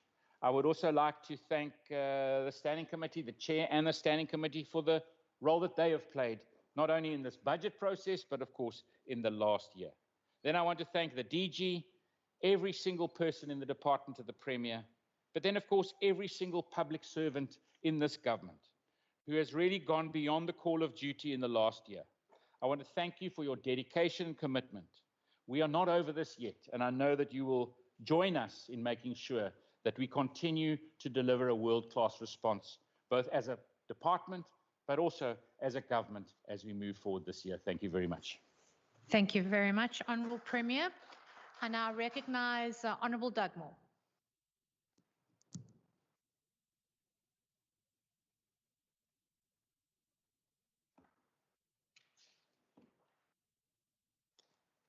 Honourable Dugmore, I can't hear you. Just check you're not on mute. Okay, can you hear me? Can you hear me, Deputy Speaker? I can hear you now. Thank you. Thank you. Deputy Speaker, it is the Premier that sets the tone for the province. Its annual performance plan and its own budget reveal much what is given to the rest of the provincial departments, what is prioritized and what is not. As the ANC, we have made the argument that the DA's so-called Equal Opportunity Society is essentially a mask for its fight back against redress as required by our national constitution. Fit for purpose has become an excuse to ignore the imperative of building a representative and a capable public service in the Western Cape. This department's shocking lack of representativity in its senior and top management is in essence a license to all other departments to undermine the need for employment equity. The current state of representativity in the senior and top management in the Department of the Premier is as follows. People who've been classified coloured 50%, African 7%, white 35%, and Indian 5%. The representativity of managers from the coloured community is consistent with the population of our province. However, the fact that managers from the African community make up only 7% of senior managers is nothing less than a disgrace. This trend started under the former Premier and is simply getting worse. There are only, Deputy Speaker, 4 out of 67 managers at senior management and top level in the Department of the Premier that are African. And this when the following demographic breakdown in the province according to Census 2011, is colored 48.8%, African 32.8%, white 15.7%, and Indian 1%. Neither the Premier nor any of his MECs ever raised the lack of representativity in senior management in the leadership of the provincial departments. Hansard will show this to be true. In this entire budget process, can any member of this House recall any mention by any MEC about the lack of representativity? It is almost as though they have been banned by the DA from ever raising the race issue. Speaker, I would like to ask the Premier if he or the DA have banned the MECs from ever raising the issue of employment equity in their public pronouncements. I searched the annual performance plan, and on the section of people management, there's not one word about plans to address the situation. The situation is a disgrace, as I've said. And what is more disgraceful, Deputy Speaker, is that there is no acknowledgement of this by the Premier or any attempt at all to address it. In our discussions on this vote last week, we pointed out that the majority of the Western Cape departments had failed to comply with the legal obligation of reporting to the broad-based Black Economic Empowerment Commission on progress regarding the implementation of this law. The Premier then claimed that all departments had submitted reports but failed to inform the committee when this was done. And this conduct, in fact, amounts to misleading the House. I want to quote from a letter sent to the Honourable Nkondlo by the BBE Commissioner, Ms. Zodwa Ntuli, and that letter was dated the 7th of February 2021. Ms. Ntuli writes, in the light of the state of transformation as outlined above, our records show that only 2 compliance reports were submitted by the Western Cape Department of Economic Development and Tourism and Westgrow. The Western Cape Education Department did make an attempt to submit its report.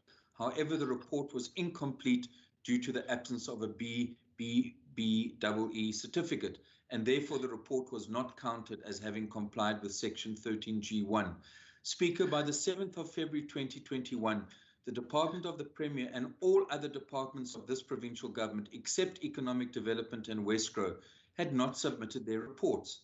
Thus, Speaker, I challenge the Premier today to not mislead this House again. He needs to inform us of the date of the letter that he quoted from, in which he claims the reports were submitted. It would seem that these submissions were a rushed compliance job due to the letter sent by Member Nkondlo and subsequently responded to by Commissioner Ntuli. And this is our point, Deputy Speaker, regarding the role of the Department of the Premier. Instead of leading by example regarding employment equity in senior management of this department and all others, and instead of giving leadership through the transformation of the ownership of the provincial economy by embracing the need for broad-based Black economic empowerment in regard to procurement in the favor of Black South Africans, coloured, African and Indian, this department has in fact led the pack in non-compliance. The Department of the Premier has in reality been leading efforts to undermine national legislation aimed at transforming our country and the province. The Centre for E-Innovation will control over 1.186 billion of this department's budget. The department also spends large amounts on communication. Over 35 million will be spent in this financial year. I challenge the Premier to inform this House what plans are in place to ensure that Black-owned tech companies, and by Black I mean coloured, African and Indian, that they will benefit from the spend in regard to the consultants employed by the province at over 900 million. A similar question must be answered.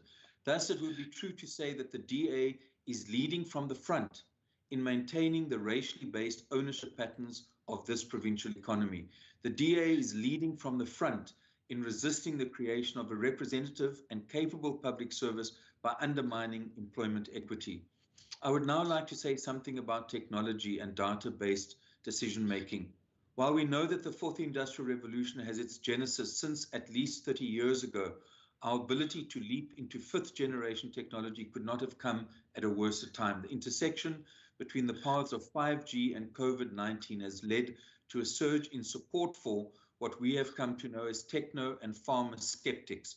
On the extreme and among others, techno-skeptics have promoted conspiracies that 5G is about control, surveillance, and being overtaken by robots and robotics. The other extreme, we have heard pharma skeptics suggesting that COVID-19 vaccine, that the vaccine is really a chip that will be placed in all of us so that our governments and others can control us.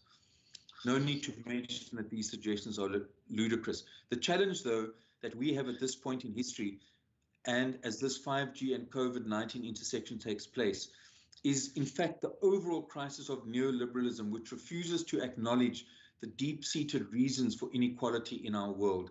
The philosophy and policies that discard the importance of gender, of class, of race, have served as a fertile ground for those techno and pharma skeptics to become mainstream. Even worse, these skeptics and conspiracy theorists are leading governments across the world. My concern is that this provincial government, by its conduct in certain instances, has sometimes affirmed these views. The Premier called the beach ban nonsensical and said that it had no basis in science. No doubt this fueled the beach protests. All of us witnessed some of the interviews of those who protested without masks, called COVID-19 a hoax, and sprouted a host of conspiracy theories. They were never condemned by the Premier because their conspiracy theories of these denialists at the time played into the DA's view that the beach ban was nonsensical.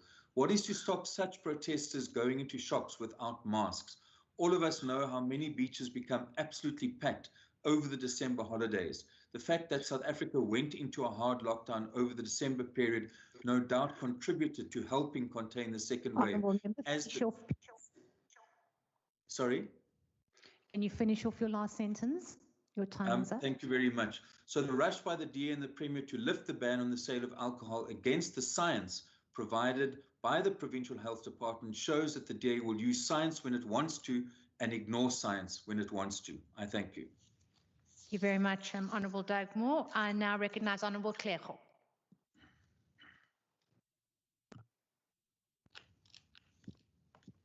Thank you, Deputy Speaker. This department is one department led by a denialist. Denialist in all forms and areas that challenge our people. First of all, as Honorable Dagmo has already alluded, the denialism that alcohol has got a direct impact on the lives and the health system in our province. That resulted in the recklessness of this government in the handling issues that affected people that ultimately were affected by COVID-19 due to the reckless approach of the political head of this province. It is the very same department that fails dismally, even in this current vote, to be able to tell us how it can be able to address issues of social cohesion, where this province is one of the most racist provinces in South Africa, with a number of racist impacts that affected our people, such as Brackenfell High School, where the government was seen to be taking the sides of the racists instead of uniting the people of the province. It is this very same department that fails dismally to address lacking departments such as human settlement, who fail dismally to give people a household, of which we see a number of shacks and informal settlement suffering from fire from time to time. As we are approaching winter, this department has not even looked at how is it going to address issues of flooding, of which our people are always being in the Western Cape, enduring under the current leadership of the Democratic Alliance. There is nothing that talks to the interests of our people from the Premier, and we have no confidence that he has got any foresight of how to lead this province going forward. Thank you very much, Deputy Speaker. Thank you, Honourable Clerco. And I recognise Honourable Christians. Thank you, Deputy Speaker. Deputy Speaker, the ACDP launched a High Court application against the South African Health Products Regulatory Authority and the Minister of Health to secure the access of ivermectin in the treatment for COVID-19 patients. At the State of the Province, the Premier said, when I said the province must join the ACDP in this fight, he said that the University of Stellenbosch is looking at research. As the ACDP want to know how far is this research and is he considering ivermectin to help us in the absence of vaccines. Now we see again that organizations are taking government and the health minister to court for the use of ivermectin distributed by pharmacists and doctors. I thank you. Thank you very much, Honourable Christians. I recognise Honourable Murray. Thank you, Speaker. Premier, I want to latch on to what my friend Mr. Christians have said. AfriForum took this matter to court of ivermectin, and it is now an order of the court that a medical practitioner can start treating a patient with ivermectin without having to wait for approval of a submitted Article 21 application. They can have quick access to ivermectin. Now, I want to know how ready and prepared are Western Cape hospitals should a patient request it on doctor's orders. Do you have ivermectin on standby in our hospitals? Or only the Johnson & Johnson vaccine? Because this ivermectin is really, I know of 6 of my friends who took it, they recovered within 3 days. I've got my own son who recovered within 4 days from very sick with COVID using ivermectin, 1 milliliter. Now, I want to know, why don't we have it if we don't have it in our hospitals? It's a court order, so it's legal. Thank you very much, Honourable Murray. I recognise Honourable Brinkcase. Thank you, Deputy Speaker. I'm covered. Thank you very much. Thank you. Thank you very much, Honourable Brinkcase. I now recognise Honourable Mackenzie. Thank you, Deputy Speaker. Good afternoon, afternoon, Premier and members of the House. Honourable Deputy Speaker, we welcome the Department of the Premier's Budget of Hope, which truly live up to its name. When you budget well and spend well, you have hope. That is the difference brought about by the DA-led government. We give hope where we govern. And coming to a point, quickly, Honourable Deputy Speaker, if I may, sometimes hypocrisy, and I don't even think sometimes people speak when they think about hypocrisy. Was it not some members of this House who marched during lockdown on the N2 with massive crowds, ANC members actually, with no masks? But now the Honourable Dagmo, via you, Deputy Speaker, want to lecture the Premier about beach marches. Was it not the EFF members that marched to the school in Brackenfell, massive spreader events, yet they want to lecture the Premier about beach marches, of which you have no control over, yet other members who have control over their members want to lecture the Premier? I mean, they're a bit rich, Honourable Deputy Speaker. Honourable Deputy Speaker, this Department of the Premier has got massive foresight and planning. And we can see this in the allocation of their budget, addressing the needs of COVID-19 for the coming financial year, particularly around communication. And Honourable Deputy Speaker, like I said last week when I addressed the third adjustment budget vote, communication is the key to success. Communication, communication, communication. And the Western Cape Department of the Premier has been at the forefront in arguably being the best communicating department without a doubt in the country. We consistently see this department outperforming its peers in other provinces, and the department received a clean audit for the last 6 financial years, as well as improving its budget spent.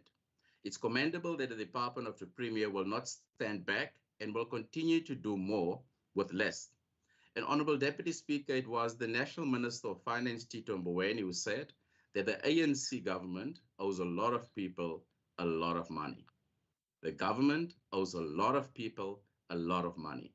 And that was due to the ANC mismanagement, ANC corruption, ANC malfeasance.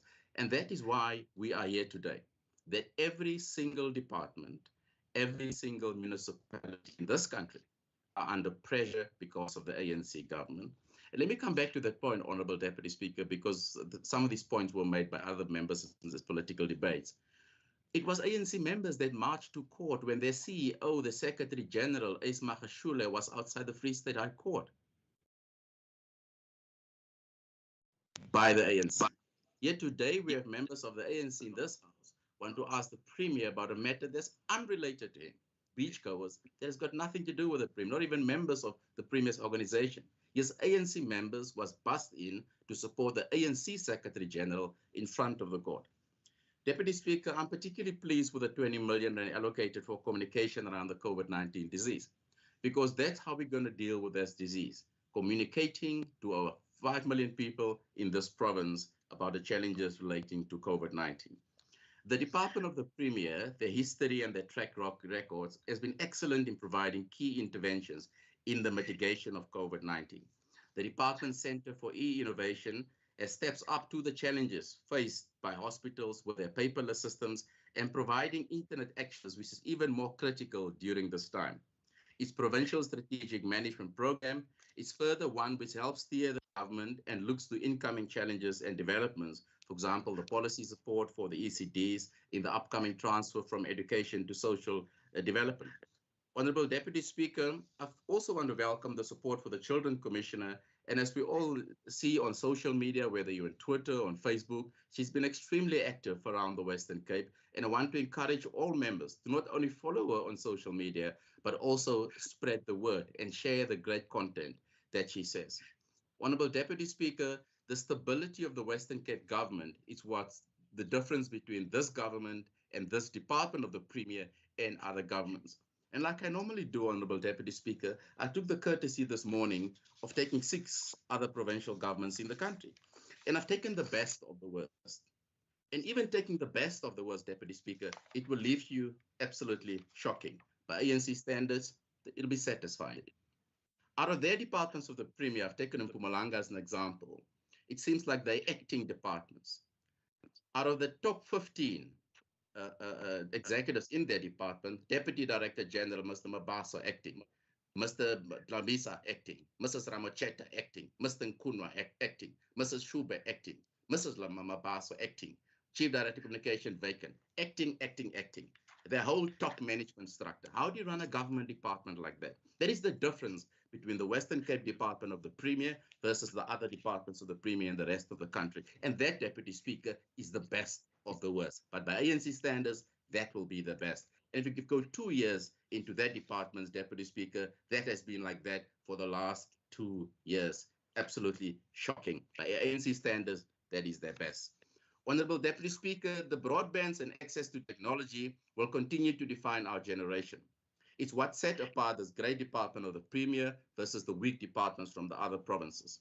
The Western Cape Department of the Premier, through their broadband initiatives, on Lentegeur site, for example, in 1 year, the Department of Health has benefited to over 6 million rand of savings thanks to the installation of broadband services. That is the value for money, particularly in the last year when the Department of Health needed it the most. That goes to the heart of good governance and the culture and the change of innovation that this Department of the Premier stands for. We therefore fully support the Department of the Premier's Advanced Youth Project, and we're looking forward to welcoming our youth in the new opportunities that are coming. The department will look to employ successful candidates over the next financial year.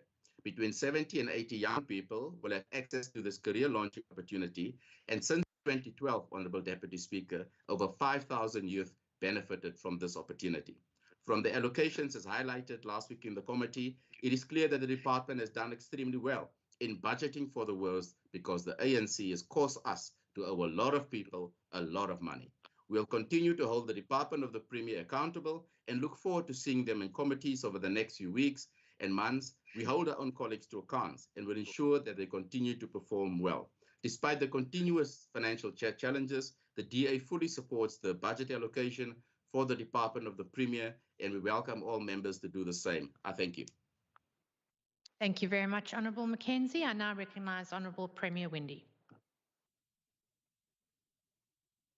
Thank you very much, Deputy Speaker, and thank you very much to all of those members of this Parliament who had inputs in this budget debate. I think, first of all, I'll start with the Chair. Honourable Mackenzie, thank you very much. Thank you for your input. Thank you for your leadership in the committee itself. And specifically, thank you for your passion when it comes to specifically empowering the youth, the young people in our region. We know that it's something that we have to focus on because, unfortunately, in our country, the policies and the systems in which we operate as a country is not conducive to creating jobs opportunities and jobs environment for young people. We sadly have the highest youth unemployment rate in the world in South Africa. But I'll get a little bit more to those policies just now. Also, the linkage of lives and livelihoods. And of course, those have been the tough decisions that we've had to deal with based on our data, based on our science, based on those advisors, to make the best decisions we can to get that balance right, the balance between lives and livelihoods. As we battle through this pandemic, as we battle through getting supply of vaccines, approval of vaccines, the process, but even before this, as we battled positions on whether we should feed children in our schools or not, battled positions on when we should open our schools or shouldn't, or of course, the whole battle on positions on our beaches, but I'll get back to that just now as well. But Chair, thank you very much for your dedication. Thank you very much for leading this committee, for the oversight, that role that you play. I really do appreciate it. Then getting to the honourable members who've added to this debate today. Very interesting, we're in this budget debate, and of course, true to what we'd expect, the Honourable Doug Moore spends his whole time looking at bean counting, looking at whether the broad-based Black Economic Empowerment letter written to us on the 7th of February has had an answer, and in actual fact that the replies are untrue, and coming here and just coming with a whole load of nonsense. You know, he's one of these guys that really stands out about fiddling while Rome burns. And I'll get to that just now when we look at the kind of input he's putting in here versus the reality, both in fact, but also the reality when we get to having a look what is happening in South Africa today, which is being led by his political party. He actually failed in his opportunity to utilize this debate time to really put meaningful input. But let me deal with some of these questions that he's asked. He asks a question about a letter, and he talks about a letter to one of his honourable members, and he talks about a letter from the broad-based Black Empowerment Act, and of course the Commissioner. And so let me perhaps refer him to, he talks about a letter on the 7th of February. I think I'm going to rather refer him to a letter of the 24th of February, one that I did refer him to when we had the standing committee meeting. And of course, we all understand that there's a process of when you submit to the Commissioner, and as has been our practice, as always in this government, we submit to the Commissioner within the 30 days, which is within the requirement, once that document has been tabled to the SCOPA committee. And of course, we do that because we respect this specific House and what the oversight role is of this specific Parliament. Because why would we submit as a government before we've even given the oversight role to the standing committee here in this legislature? It makes good governance sense to do so. So he starts fiddling around while Rome is burning on letters from the 7th of February, etc. But I will quote from a letter of the 24th of February, which was in answer to that letter from the Commissioner, and of course, as we submitted all of our reports.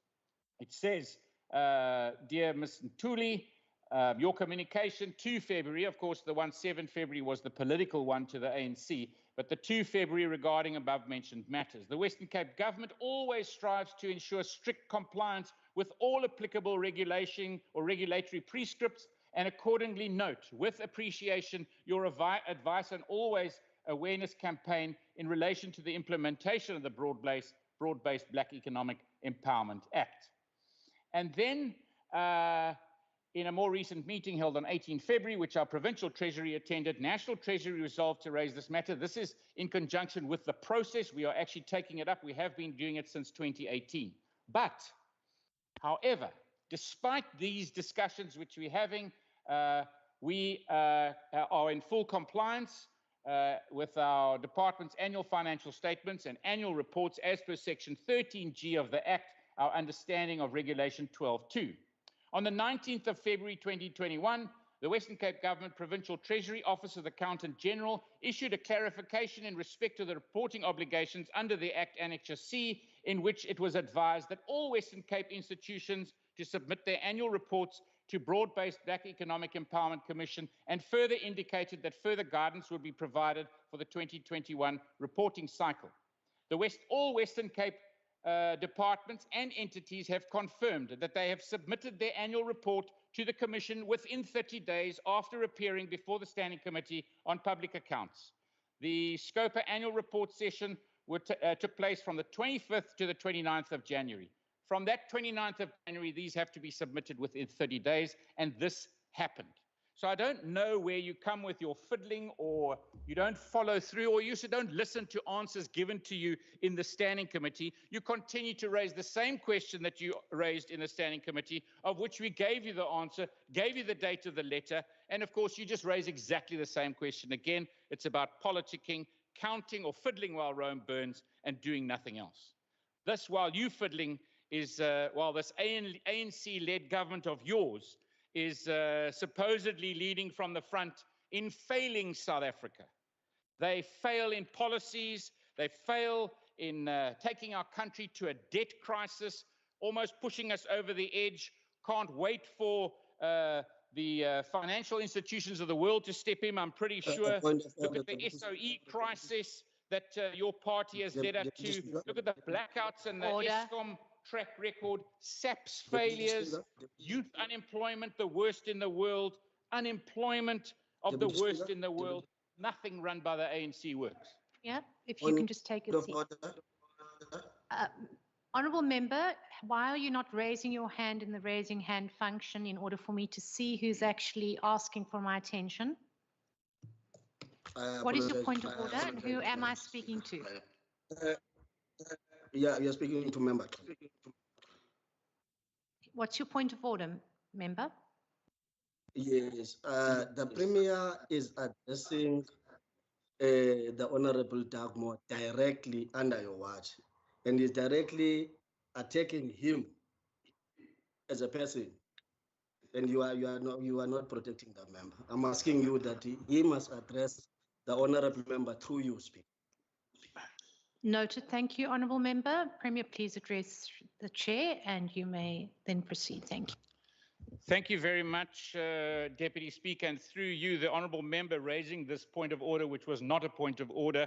Interesting how he is allowed to say anything he can about me, but now he stands up and defends the ANC. That probably just shows you exactly where they are. The ANC Youth League sounds exactly right. The Honourable Dugmore also then goes on to talk about the beach ban and saying goes against the department. And quite interesting, because obviously what he doesn't do is listen to what the department says. In actual fact, the data provided by the study from the Department of Health in this province was the data that we took when we went to national government to say to them that in actual fact, banning beaches during this time and not giving local authorities the chance to manage their beaches, which was an economic disaster, has got no basis in science whatsoever. And it wasn't going against the department. It was actually the Department of Health's study that showed that open space, including beaches and parks, you are 18 times less likely to contract the virus than in any closed environment.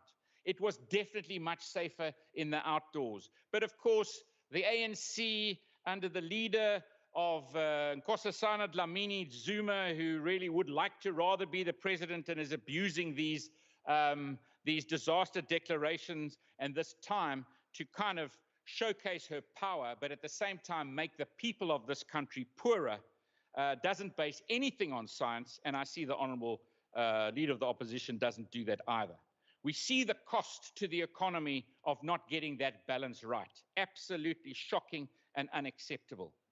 And of course, the data shows us that in making these decisions based on data and science is exactly why we get the best results that we do, despite the policies of the ANC, despite this ANC taking us down to the bottom of the ocean like a Titanic, sinking Titanic.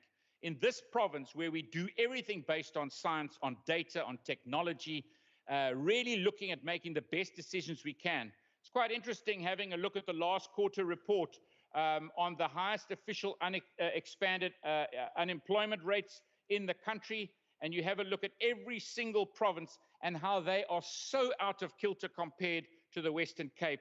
22.5% unemployment rate, the closest to us being Limpopo at 27%.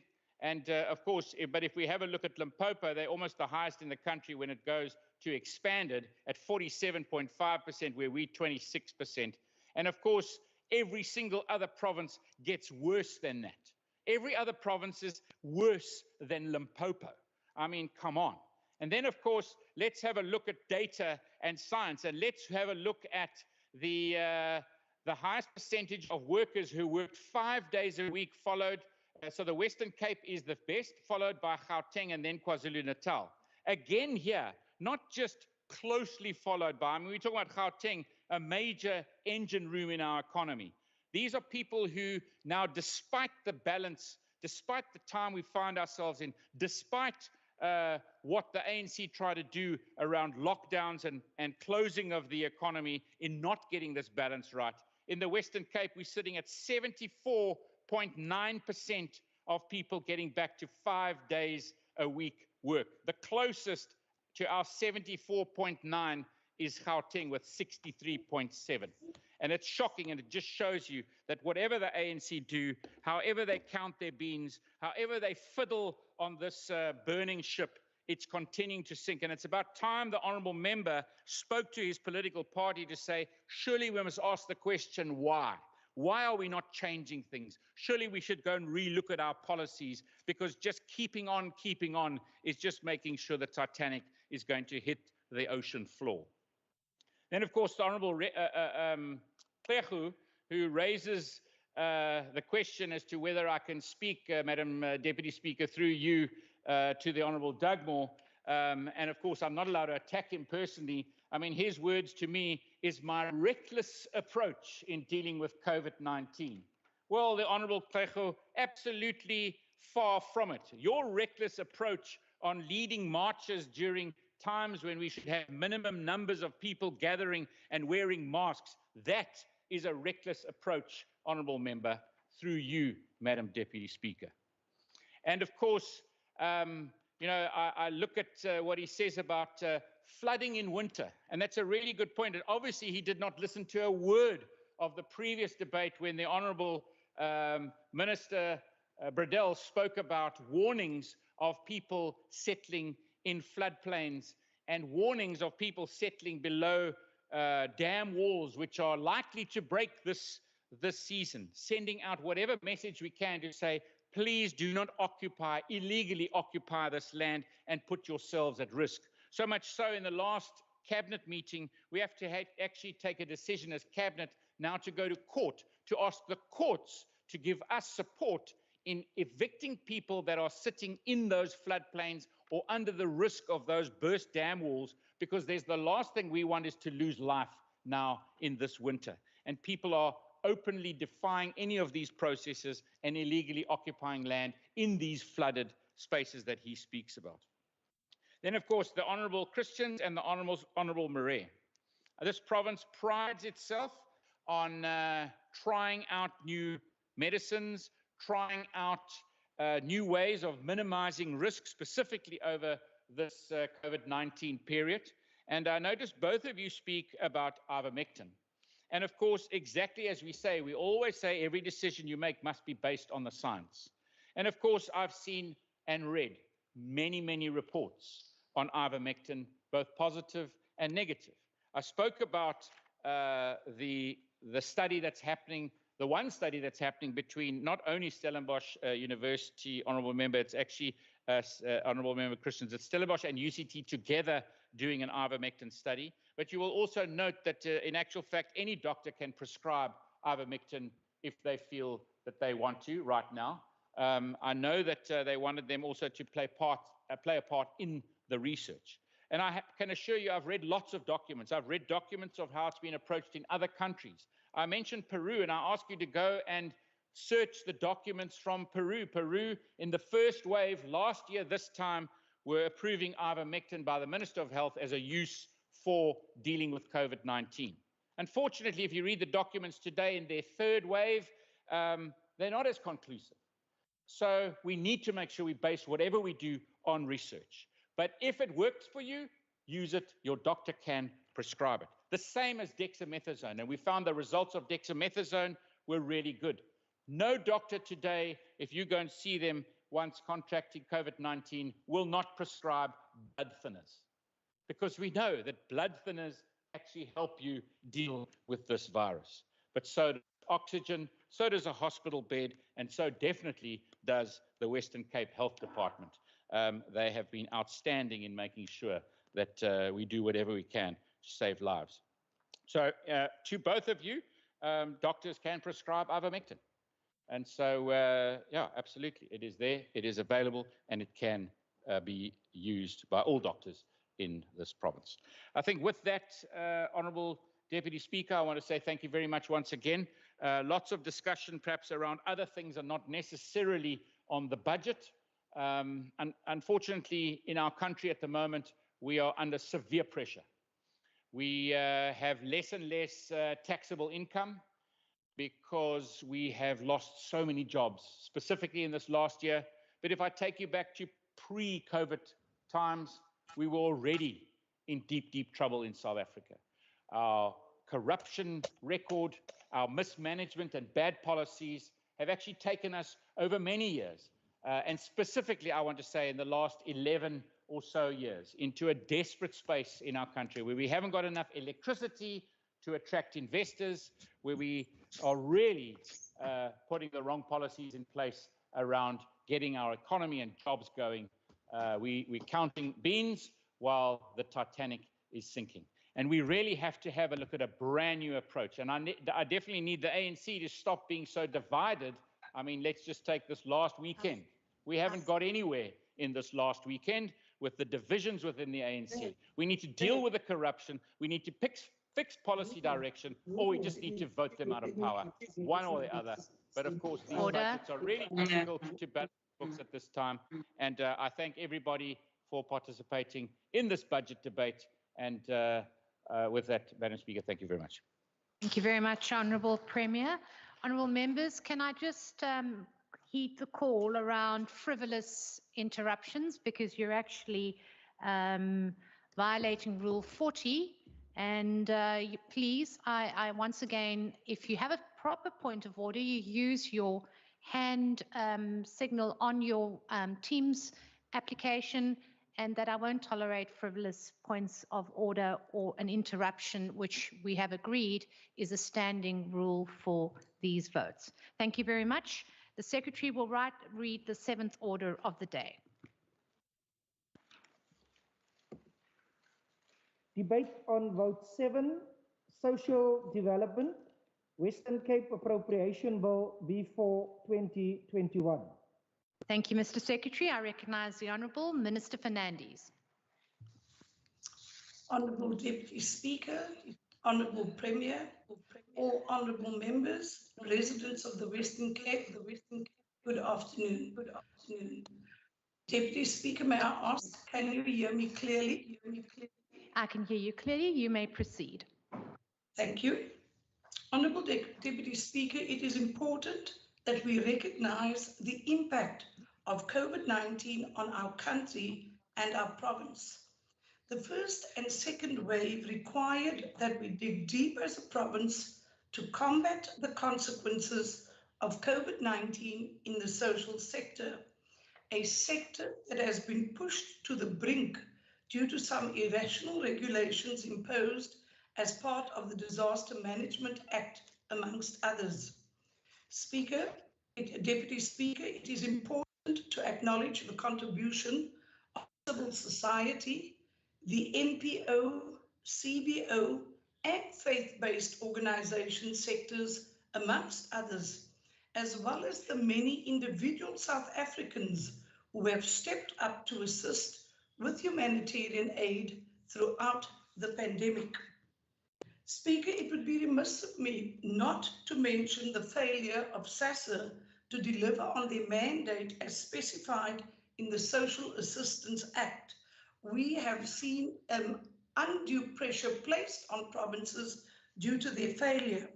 We have seen court challenges on hot food, non-payment of funds to NPOs and ECDs, and sadly the water bombing of the most vulnerable in wheelchairs in Bellville, whilst awaiting the processing of temporary disability grants.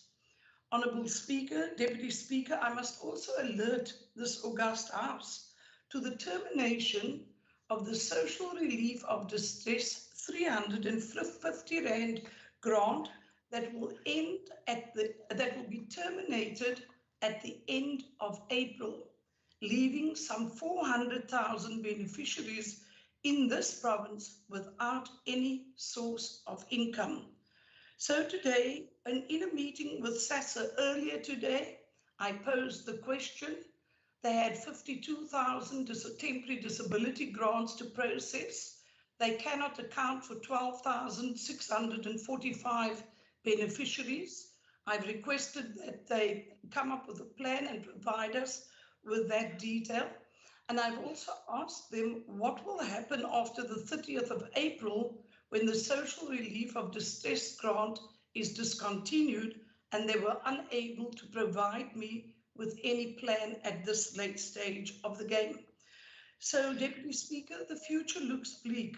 However, we must keep hope alive.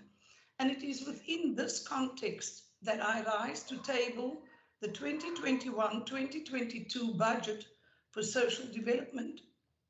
For the 2021-22 financial year, the department's total budget, 2,663,000,000 Rand, which is 29,237,000 Rand less than the current financial year's revised estimates. Whilst the year-on-year comparison reflects a decrease in the 2021-22 budget, it is important for the House to note the once-off expenditure received late in the current financial year.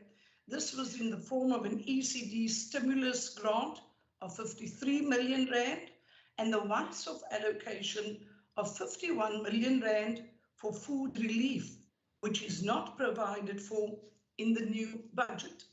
So the major shifts, Deputy Speaker, taking our lead from the Western Cape Recovery Plan, specifically the well-being and safety priorities, the department's focus during the 2021-2022 financial year will be on maintaining the delivery of statutory and court-ordered interventions. This is our core business.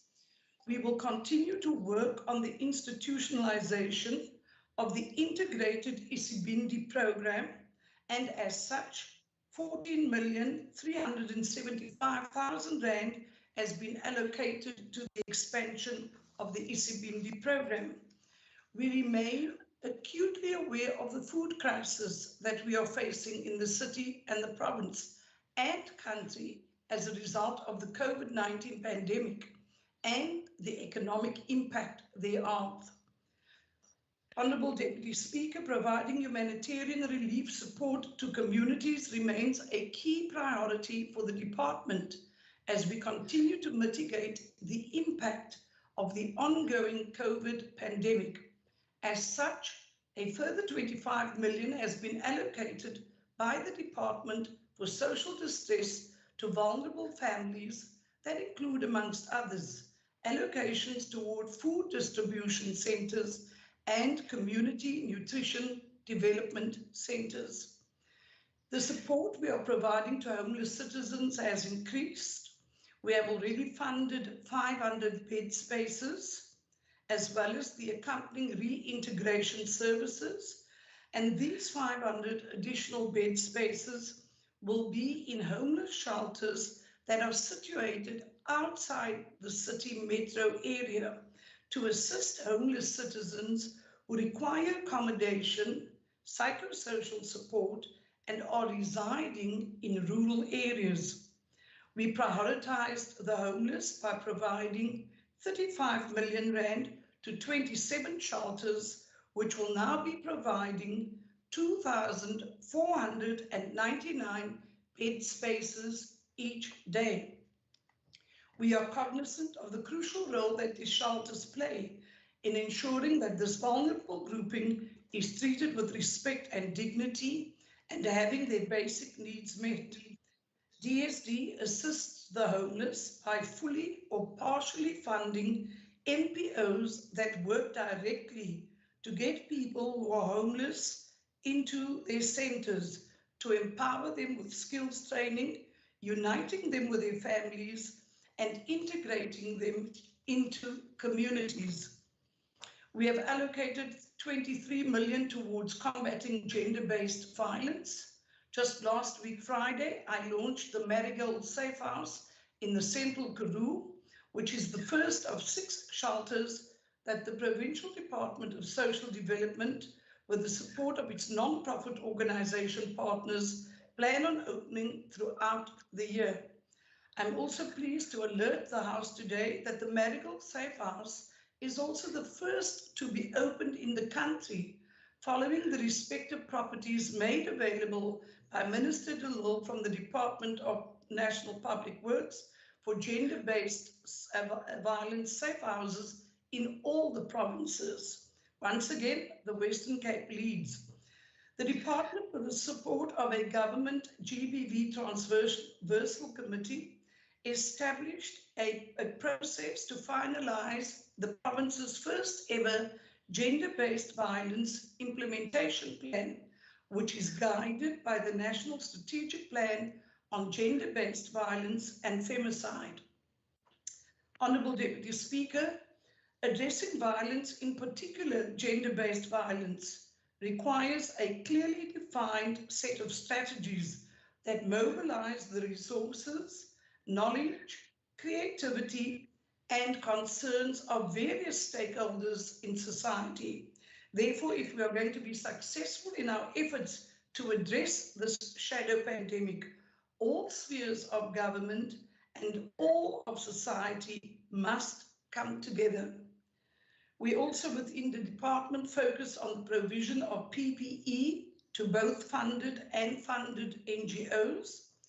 The department has reprioritized funding to ensure that all our services and facilities, both funded and unfunded, are equipped with the necessary resources to prevent the further spread of COVID-19. As such, an amount of 11,600,000 has been made available towards the provision of PPE to NGOs working in the older person sector, persons with disabilities, and child protection sectors for COVID-related assistance. Many NGOs, businesses, faith-based organizations, excuse me, and international government entities have made donations to the Western Cape government as a whole, and in particular to DSD. Donations have included personal protective gear, as well as the decontamination services. These have been distributed amongst vulnerable groups, particularly in COVID-19 hotspot areas. These donations have supplemented the extra support given by the Department of Social Development to facilities, showcasing the difference a whole of society approach can make in addressing COVID-19. The department also has a sanitary dignity project, and we've allocated 10,509,000 Rand toward that project. And it entails the provision of sanitary products to female learners. We remain aware that more work is needed to fully understand the stigma associated with menstruation, to effectively break the silence, and to advance work towards the realization of women's rights and an understanding of gender equality that enables women to succeed. And as of February 2021, 554,508 packets of sanitary pads have been distributed amongst up to 90,000 female learners. We will continue to honor the dignity and well-being of as many female learners as we can through this great initiative. I wish to thank the many individuals and organizations who continue to donate essential sanitary resources to those in need, and in so doing, help us in our fight to address the plight of female learners who are vulnerable and cannot properly manage their menses every month whilst attending school. The provision of 20,910,000 towards our social worker graduate program is also there. We are assisting 143 social work graduates because as a department, we know how important this opportunity is for ensuring that graduates are provided with the experience in the field. Deputy Speaker, DSD is a department that deals with the most wounded, the most vulnerable, and the most broken in society. And it is only through a whole of government and a whole of society approach that we can assist those who most need the support at this difficult time. So in conclusion, I wish to say that the road ahead is indeed a challenging one, but a task or a challenge that we can overcome if we work together. I would also like to, Honourable Deputy Speaker, thank the Chairperson of the Portfolio Committee, the Honourable Bosman, for doing an excellent job in chairing the committee. I wish to thank all the committee members for their robust, transparent, yet dignified engagement that we have enjoyed over the years. I also wish to thank Dr. MacDonald, the senior management team, for displaying ethical leadership, the transparency that is so required from Parliament in terms of oversight and accountability. And more importantly, I would like to thank every single official who form part of our DSD family. We have just over 2,500 employees, and they all have made a difference. Sadly, we have lost 9 staff members during this last reporting period to COVID, and I wish to convey my condolences to the family members of the 9 staff affected. And then in closing, Honourable Deputy Speaker, I would like to thank the Head of Ministry, Ms. Ananda Nal, for running a tight ship, and every single staff member in the ministry who work tirelessly 24/7 to ensure that I am able to give effect to the work that I need to do.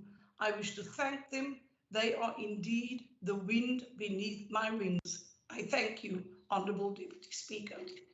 Thank you, Honourable Minister Fernandes. I now call on Honourable Baku Force.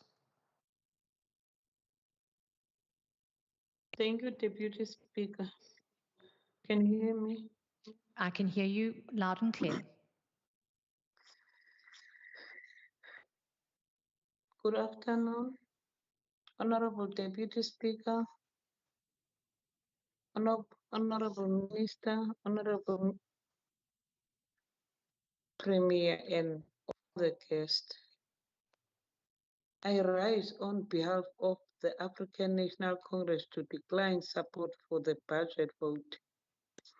Any budget vote that fails to cushion the frontline services from budget reduction can never be supported.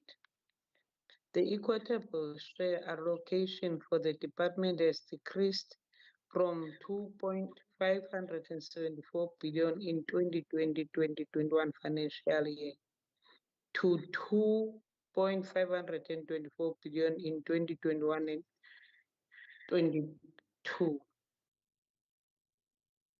This comes against the backdrop of the COVID-19 impact on the economy, which increased demands for services from this department. One example of this is the commitment by the department to provide support to residential facilities for older persons in response to the COVID-19 pandemic. Many NPOs had to downsize, close, or retrench personnel for financial reasons. The Cape Peninsula Organization for the Aged closed down its facilities in Bondeville, Adderfield, and Bishop Davis. This decision has affected many elderly people who are frail, blind, and disabled.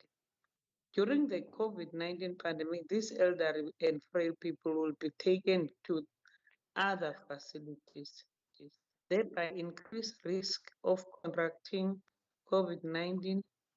Workers at the closed facilities are set to lose jobs and livelihoods. The MEC and the department have failed to intervene, and this budget is silent on the matter.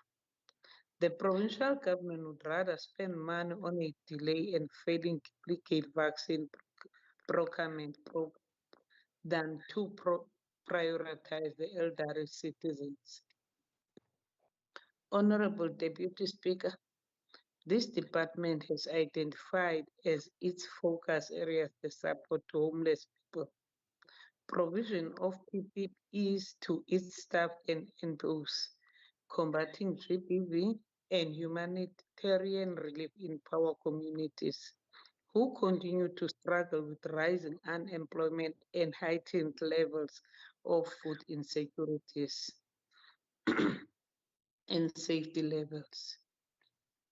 The saying that talk is cheap, but action are expensive rings true in this DA budget. For instance, the DA spokesperson on social development rushed to the media to spread false and misleading statements that this budget reveals renewed effort to combat GBV and homelessness. Rates of GBV and femicide in the South Africa are amongst the highest in the world, with the Western Cape coming second in the list of GBV hotspots, which with 8 stations in the top 30 GBV hotspot. Delft tops the list of GBV hotspot in the country. Mitchell's Plain, Ukuletu, Kraaifontein, Nyanga, Kaili, Chamfuleni, and Bevel form part of the top 30 hotspot. Since 2019, the ANC has demanded more resources and shelters in the working class communities, where majority of GBV victims reside. The MEC must tell us how much of the 17.9 million for the services related to violence against women will be spent on those communities in the top 30 hotspots. While the Standing Committee chair rushed to break about the 6 additional GBV shelters in the province, he omitted to mention that these are donations from national government that were given to the province in March 2020, and the provincial government has failed to get the operational to this day. This government does not take the fight against GBV serious. National government fights against GBV saw the implementation of the CARA program in partnership with the NDA. Participating NGOs ensure that GBV survivors have improved access to care, support, prevention service, and quick access to justice system. Deputy Speaker, the department noted that job losses and growing unemployment during lockdown heightened the risk of food insecurity and hunger in the province. In response to the looming food security crisis, the department only allocated 14.6 million for food relief function. Food distribution centers and community nutrition development, as well as an additional 25 million to strengthen food relief measures. The amount are too small, and the strategy to dish hot meals and food parcels is not sustainable strategy, alleviate poverty. In groundbreaking experiment in the Canadian city of Dauphin, it was proven that basic annual incomes for everyone could completely eliminate poverty. It is for this reason that we call on the provincial government to support the national government effort, bring a universal income grant. We commend the national government for the 6.3 billion allocation to extend the special COVID-19 relief of distress grant until end of April. We also appreciate the 3.5 billion grant to provinces to improve access to ECD. We are also thankful for the national government's ECD employment stimulus relief fund to help the ECD to cover from loss of income due to COVID-19. Deputy Speaker, children in the province face a high risk of violence, sexual victimization, and murder. The budget fails to prioritize safety and well-being of children. Between January 2020 and February 2021, there were 121 children murdered, with 26 of these due to gang war. This shows urgent need to support the Office of the Commissioner for Children to fully function. Children's safety and well-being must be made a priority. Lastly, Deputy Speaker, due to the impact of COVID-19, there is a marked increased demand for psychosocial support among children. We Thank you. calls for the employment of more social workers in schools and educational districts. The ANC does not support this budget. Honourable Member, your time is up. Speaker. Thank you very much. Thank you, Honourable Member. I now recognise Honourable Makamba Botia. Deputy Speaker, the Premier once mentioned that everyone in the province, despite their birth circumstances, can live a life of true value. But as EFF, we find this shocking under the government that dispatches police to use water cannons to disperse the most vulnerable people in our society. The recent incident that happened at the SASSA offices in Bavo, where elderly, disabled, sick people and hungry people were attacked. The department has no plan to deal with matters of gender-based violence. We have so many unresolved cases of gender-based violence and people living with disabilities that have nowhere to go when they are faced with issues of being victimized at their homes due to the shortage of safe houses in this province. At least today, the minister has now mentioned that the department is in partnership with the NGOs. They will be having about 6 safe houses this year. And that's very progressive, Deputy Speaker. The department continues to also have shortages of social workers in the province, which also has a direct impact in dealing with the finalization of gender-based violence cases.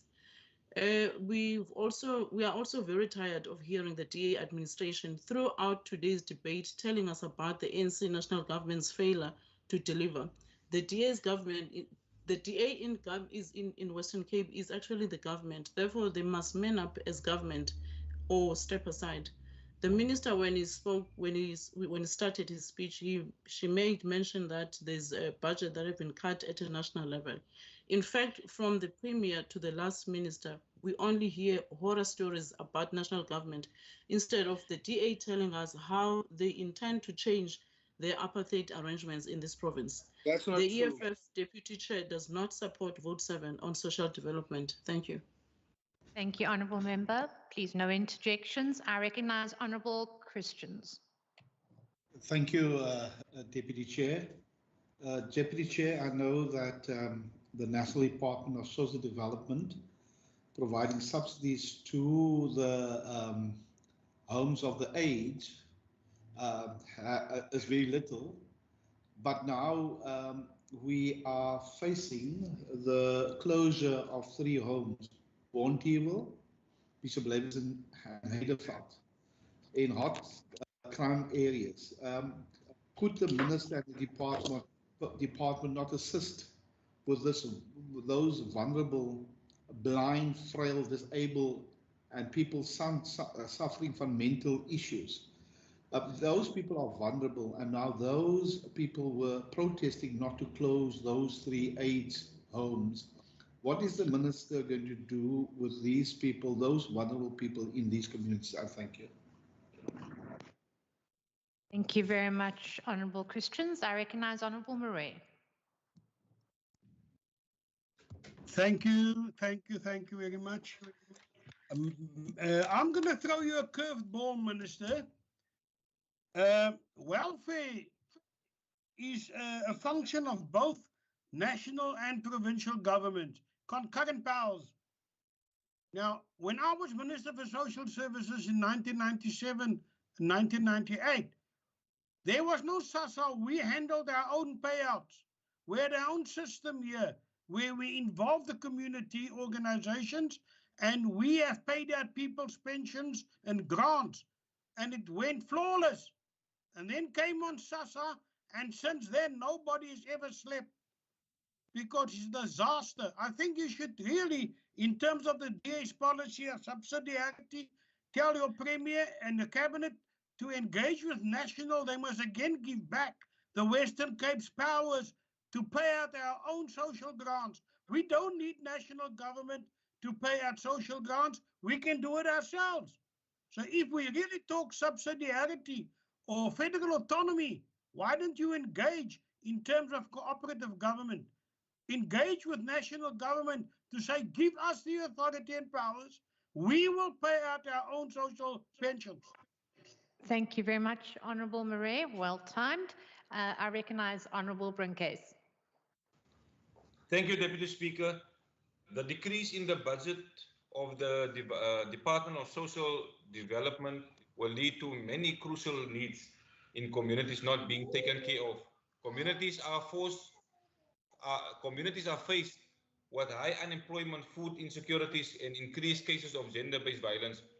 How is the province going to budget for the victim empowerment projects? The budget should be aimed to uplift gender-based violence victims by assisting them with skills and to become self-sufficient. The additional shelters for gender-based violence victims should be fully equipped to empower these people.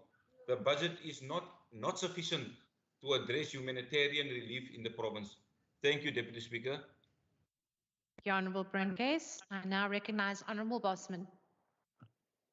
Good afternoon, Honourable Deputy Speaker, and good afternoon, colleagues of the people of the Western Cape. Honourable Deputy Speaker, I'm speaking to you today, and as I'm speaking, there are vulnerable, desperate, and hungry residents destitute across this country, waiting for national government to fulfill the most basic of needs, the need to dignity.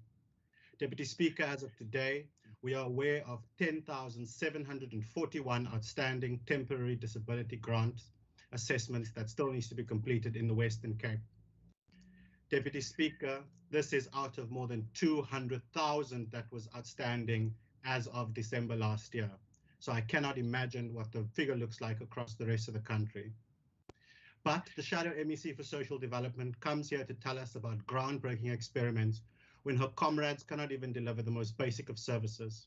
It is unfortunate that the Honourable Shadow MEC for Social Development does not want to support a budget that fills some of the gaps left by her comrade, the National Minister of Social Development, Minister Zulu.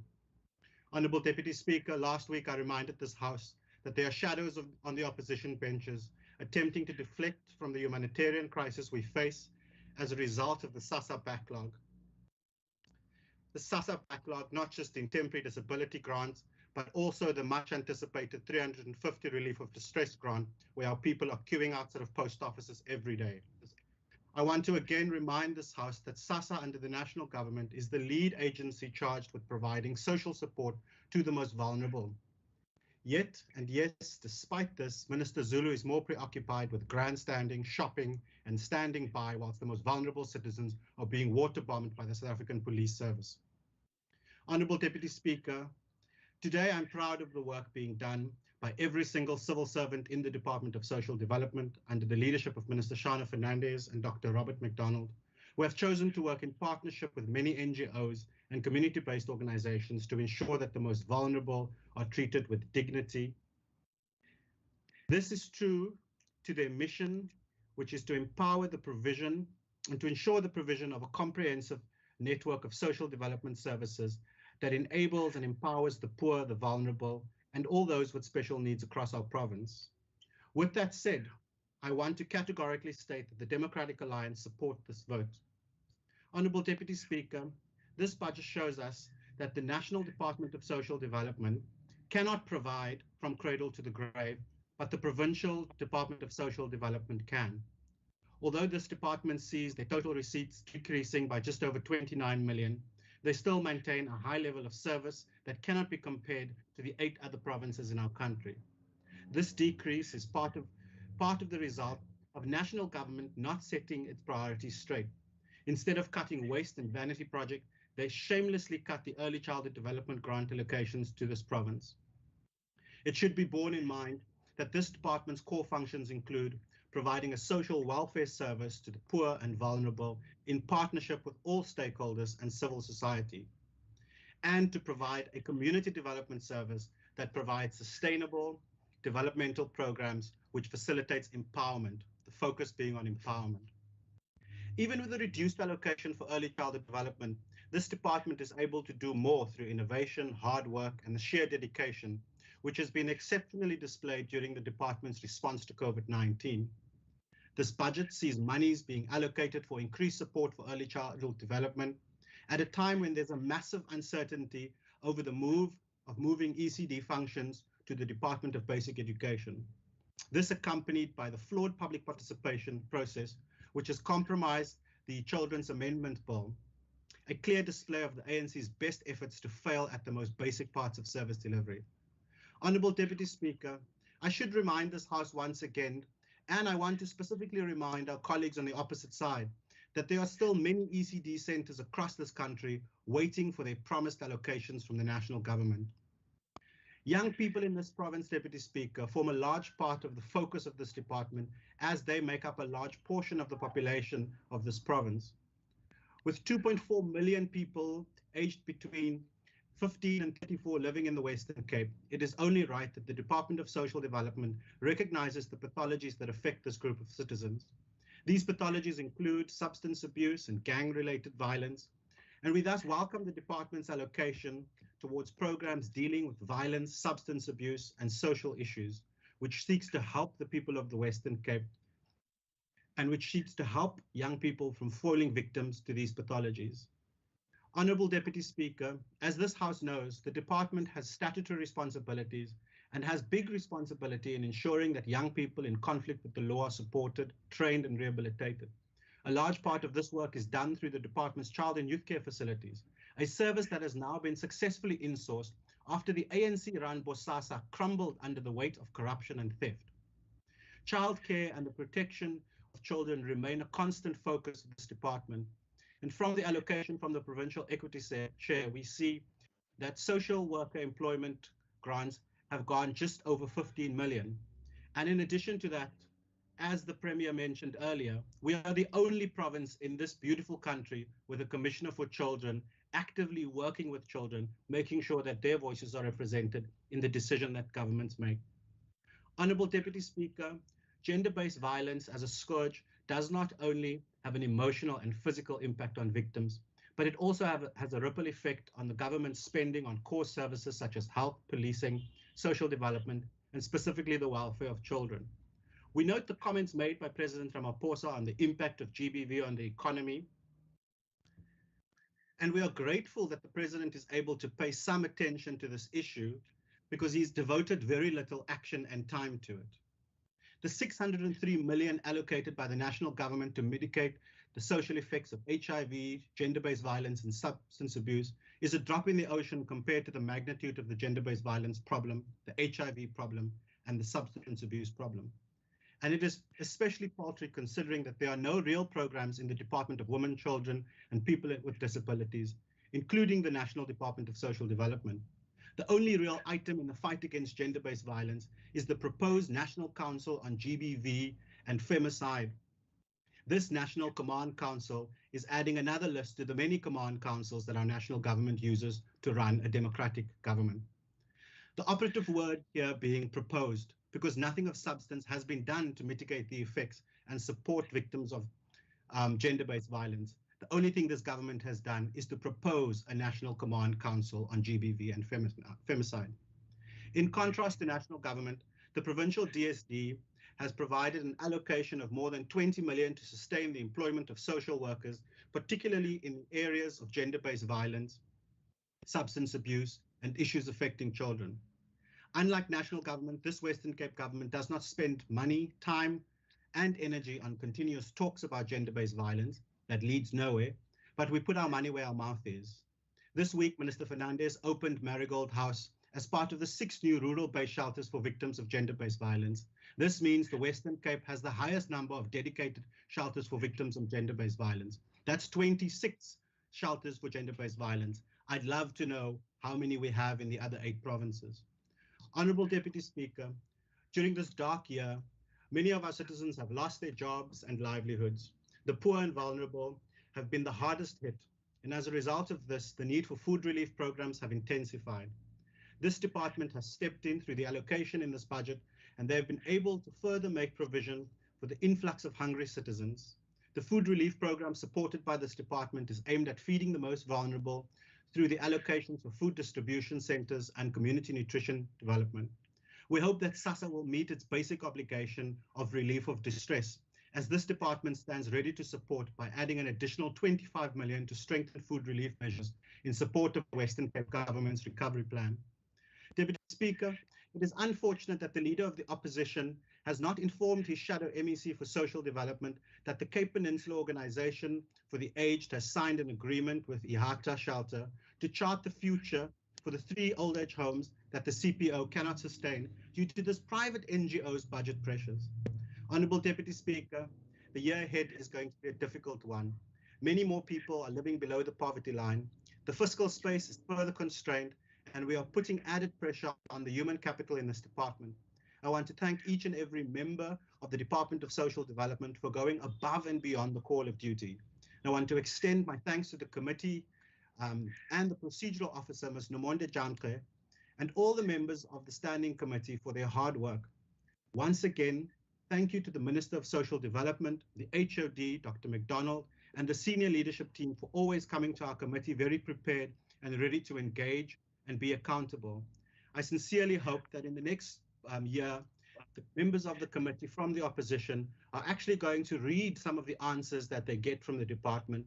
They're actually going to study some of the submissions, and that they're going to ensure that SASSA shows up when this committee invites them, because it's important that we follow the example that's been set by the Premier and by our ministers today, that we all lead the fight against poverty, hunger, and we ensure that we create a Western Cape that is sustainable, safe, and has healthy citizens when it comes to their social development. Deputy Speaker, with that, I'd like to again state that the Democratic Alliance supports this vote. Thank you. Thank you, Honourable Member. I now recognise Minister Fernandez. Thank you, Honourable Deputy Speaker. Allow me to express my thanks to everyone who has participated in this debate this afternoon. I have listened very carefully and attentively to the questions, and I will attempt to respond.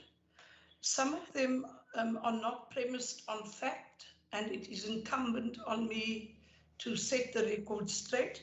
So I must express my disappointment that the budget will not be supported, which means that effectively the very sectors that we are fighting for, GBV, ECD, and all the other related sectors, do not enjoy the support of all the members. I would like to firstly, Member Baku Foss raised some interesting questions, and I think it's important for me to just address the budget implication question, the one that talks to the equitable share. So to the Honourable Baku Foss, through you, Deputy Speaker, I would like to inform the member that the Western Cape DSD budget is entirely funded by money from Provincial Treasury, which in turn receives all its income from National Treasury's tax collections for the year. The cuts to the DSD budgets are the direct result of enormous budget cuts to all provinces made by National Treasury due to the current economic crisis in South Africa, combined with poor financial choices at a national government level, such as the SAA bailout, state capture, the gutting of SARS, and rampant corruption. Fortunately, this cut to DSD's budget was kept to 1.09% year on year because the province was able to dip into reserves and support the department. If the Western Cape Treasury did not find additional funding from savings and reserves to protect the department from the national budget cuts, the reduction could have been as much as 18% as it is across other provinces. Member Baku Foss talks to the implosion and NPOs that have been affected. Sadly, there is an economic fallout. We are experiencing donor fatigue in the social services sector, and many NPOs have been forced to downsize and possibly even close. But we must understand that NPOs are privately funded institutions. They are reliant on DSD. They submit applications for funding, and we try and fund as many as we can. I think in this province, it's probably, I would hazard a guess, but I would think it's more than 5,000 NPOs that we fund. Member Baku Foss, your statement regarding the closure of the CPOA and that of Member Christians is not exactly true, in that the CPOA has not moved a single resident.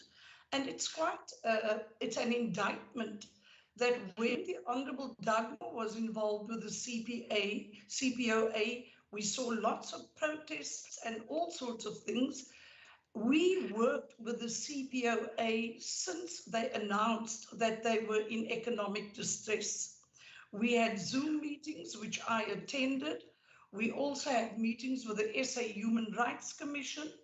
And I was aware that on the 1st of March, a potential investor made an offer to the CPOA to assist them. Bearing in mind, the CPOA, like any other old age home, is a privately funded institution. So we cannot allocate funding to the CPOA.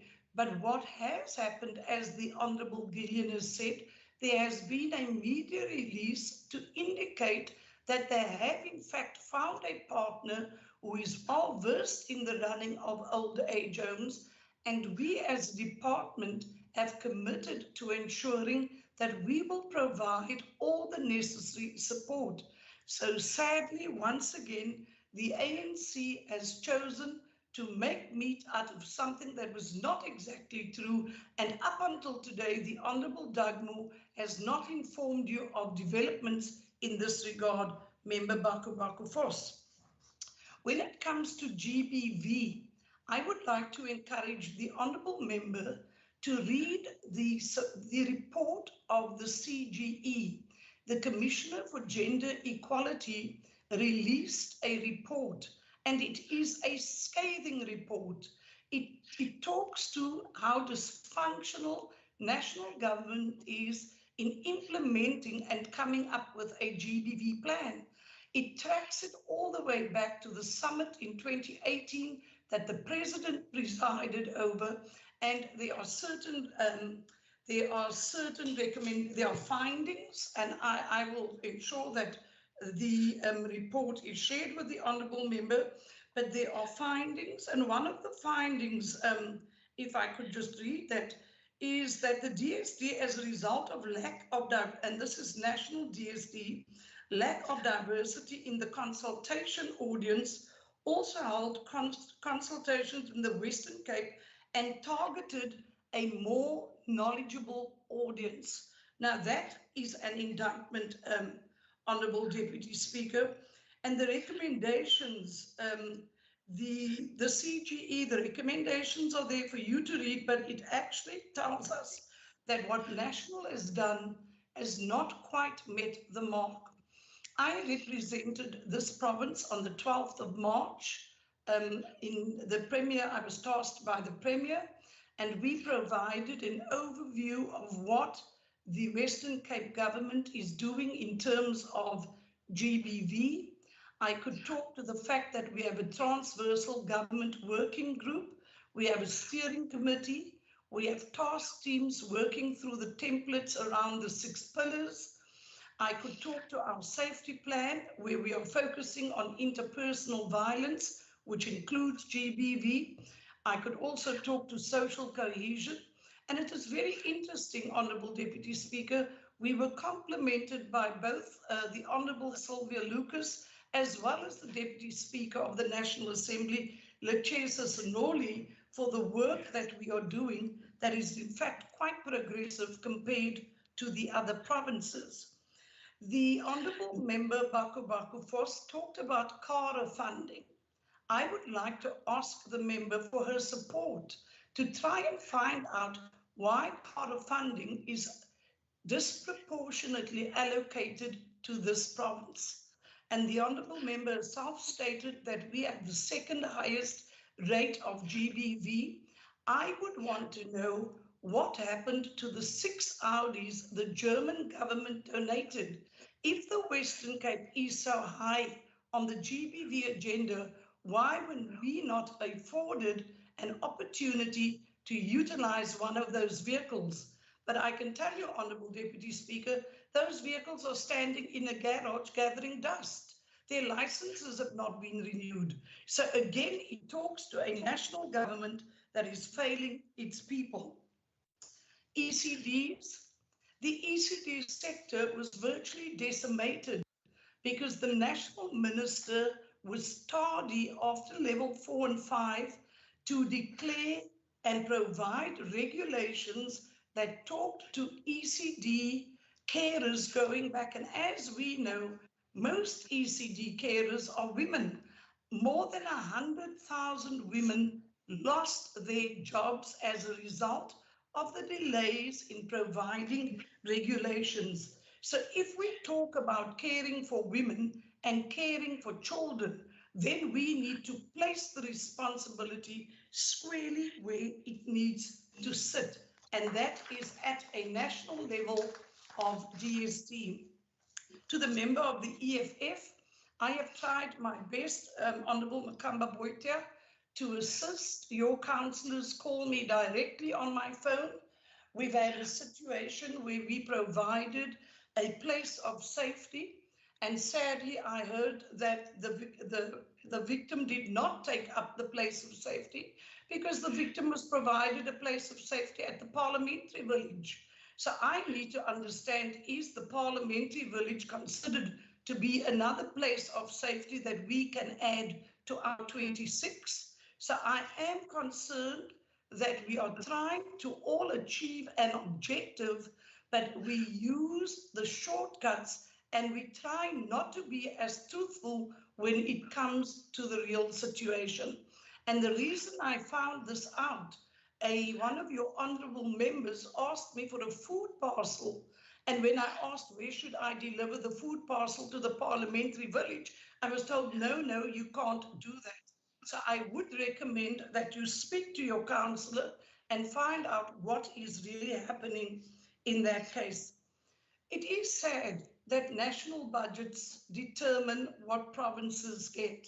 And as I said, our provincial treasury really went the extra mile. We engaged extensively to ensure that we could protect the most vulnerable in our society.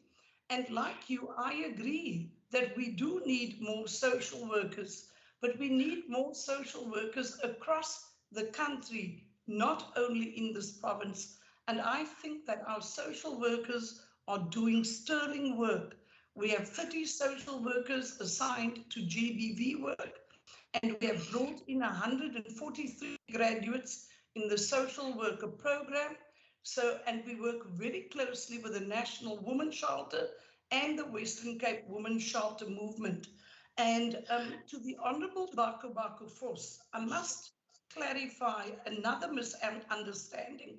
On the 4th of March 2020, I attended a media presser with Minister de Lille and Minister Zulu.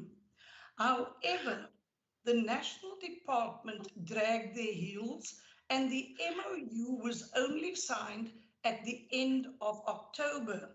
And the reason for the delays in opening our shelters is that National Public Works was responsible for security and certain pieces of work that need to be done. So it was not for lack of trying on our part. We have the opened one in the Central Karoo, and I'm certain that we will make work of the next 5 so we can get them up and running as quickly as we can. The Honourable Christians, I note your concern around the aged. They are a vulnerable grouping. And as I have responded, hopefully the arrangement with the new partner will kick in, which means no one will be put out where they will be subjected to being on the street or catching COVID, but they will all remain in their CPOA homes, and we will support both the CPOA and the onboarding partner to ensure that we maintain the dignity of the elderly. The Freedom Front, Minister Marie, to the Honourable Marie, yes, as you say, we can use our powers. However, it is not easy because the Social Assistance Act and the management of social grants would require a constitutional amendment. And you are a well-seasoned politician. You know what the numbers are that are required to effect a constitutional amendment. I must say that I meet with SASSA every week, every second week on a Monday at 2 p.m. and they account to us on everything that is happening in this province. So rather than oppose SASSA, I choose to work with them and ensure that with greater collaboration, we can assist the most vulnerable in this province. To Al-Jamar, Member Brinkhuis talked about critical needs not being met. Member Brinkhuis, we work with a budget which is very similar to what we had last year. However, we do try and find innovative ways to meet the needs of the poor, but the global fallout of COVID-19 will put this government and all 8 other provincial governments, as well as national government, under undue pressure. And unless the national government gets its ducks in a row, it stops stealing, stops plundering the public purse, we would have enough money to build schools, to build hospitals, to build clinics, to build treatment centers, to build shelters. So sadly, we are at the mercy of a system, but I remain committed with my team of just over 2,500 staff members to provide services to the most vulnerable. So, Honourable Deputy Speaker, in closing, I once again want to thank the Honourable Gillian, the Administrator, Ms. Chansey, and the committee for a very transparent and robust engagement. But I do think it is important to familiarise yourself with the facts before coming to Parliament and presenting questions that are unfounded and not premised on fact. On that note, Honourable Deputy Speaker, I wish to thank you. Thank you very much, Honourable Minister. That concludes the debate on this vote. I'm going to ask that Mr. Pochenpoel read the 8th order of the day. Debate on Vote 2, Provincial Parliament, Western Cape Appropriation Bill. Thank you. I now recognise Honourable Member Mamskela and Speaker of the House. Thank you, Honourable Deputy Speaker. Madam Deputy Speaker, Honourable Premier, Honourable members, members of the Diplomatic Corps, members of the Consular Corps, the Chapter 9 institutions, Commissioner for Children of the Western Cape, Honourable Deputy Speaker, to the members of the Fourth Estate, our media, distinguished guests in the virtual gallery, fellow South Africans. It gives me a great honor to present the Western Cape Provincial Parliament's budget for the 2021 MTF period.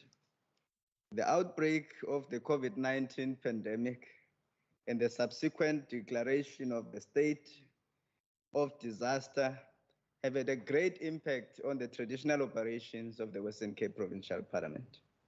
The safety of the honorable members, staff personnel, and stakeholders was of paramount importance, whilst we continue to deliver on the constitutional mandate of the Western Cape Provincial Parliament. Honorable Deputy Speaker, the pandemic required swift action from the executive authority and the support structures in the administration. The Western Cape Provincial Parliament's budget has increased by 10.180 million rands, and that is from 203.6 million rands, including a direct charge, to a 213.8 million rands. It must be noted, however, that in 2021-22 financial year, there was a baseline reduction of 14,676,000 rands, forthcoming from vote savings identified. As a result of provincial response to the fiscal constraints placed on the country by the COVID-19 pandemic. Honorable Deputy Speaker, this was surrendered to the Provincial Treasury during the 2020-2021 adjustment estimate process. The WCPP will continue to provide procedural and related support to the House and committees in order to conduct our business of lawmaking and effective oversight. The Provincial Parliament will also continue to promote public participation in all our parliamentary processes. Honorable Deputy Speaker, it will not be correct for Parliament to continue to work in the same process, leave the people of this province behind. So that is why it is important that whatever we do, we bring people to the center of the business of this Parliament.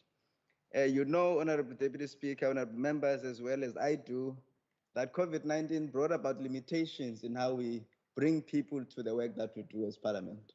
Because data is expensive, we want them to participate, but we don't have the means to enable them to join us, except for those who can afford to participate.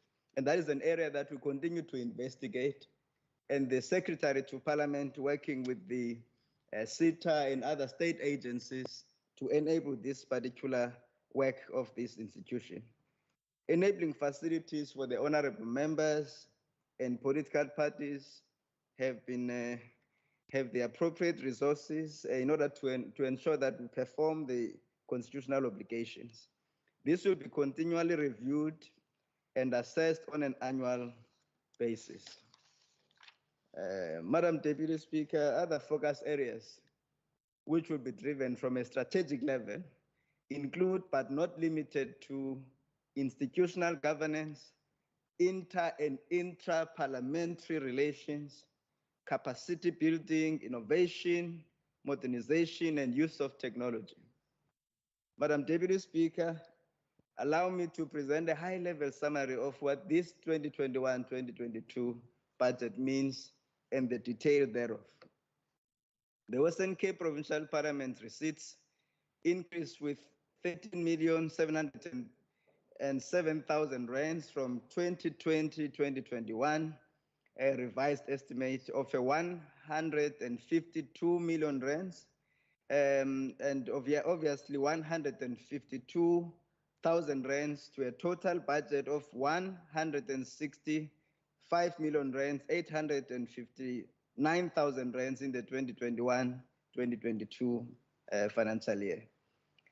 Honorable Deputy Speaker, this equates to an overall percentage of 9%, which is a quantum which has increased our budget, at least in the from the 2020-2021 revised estimate.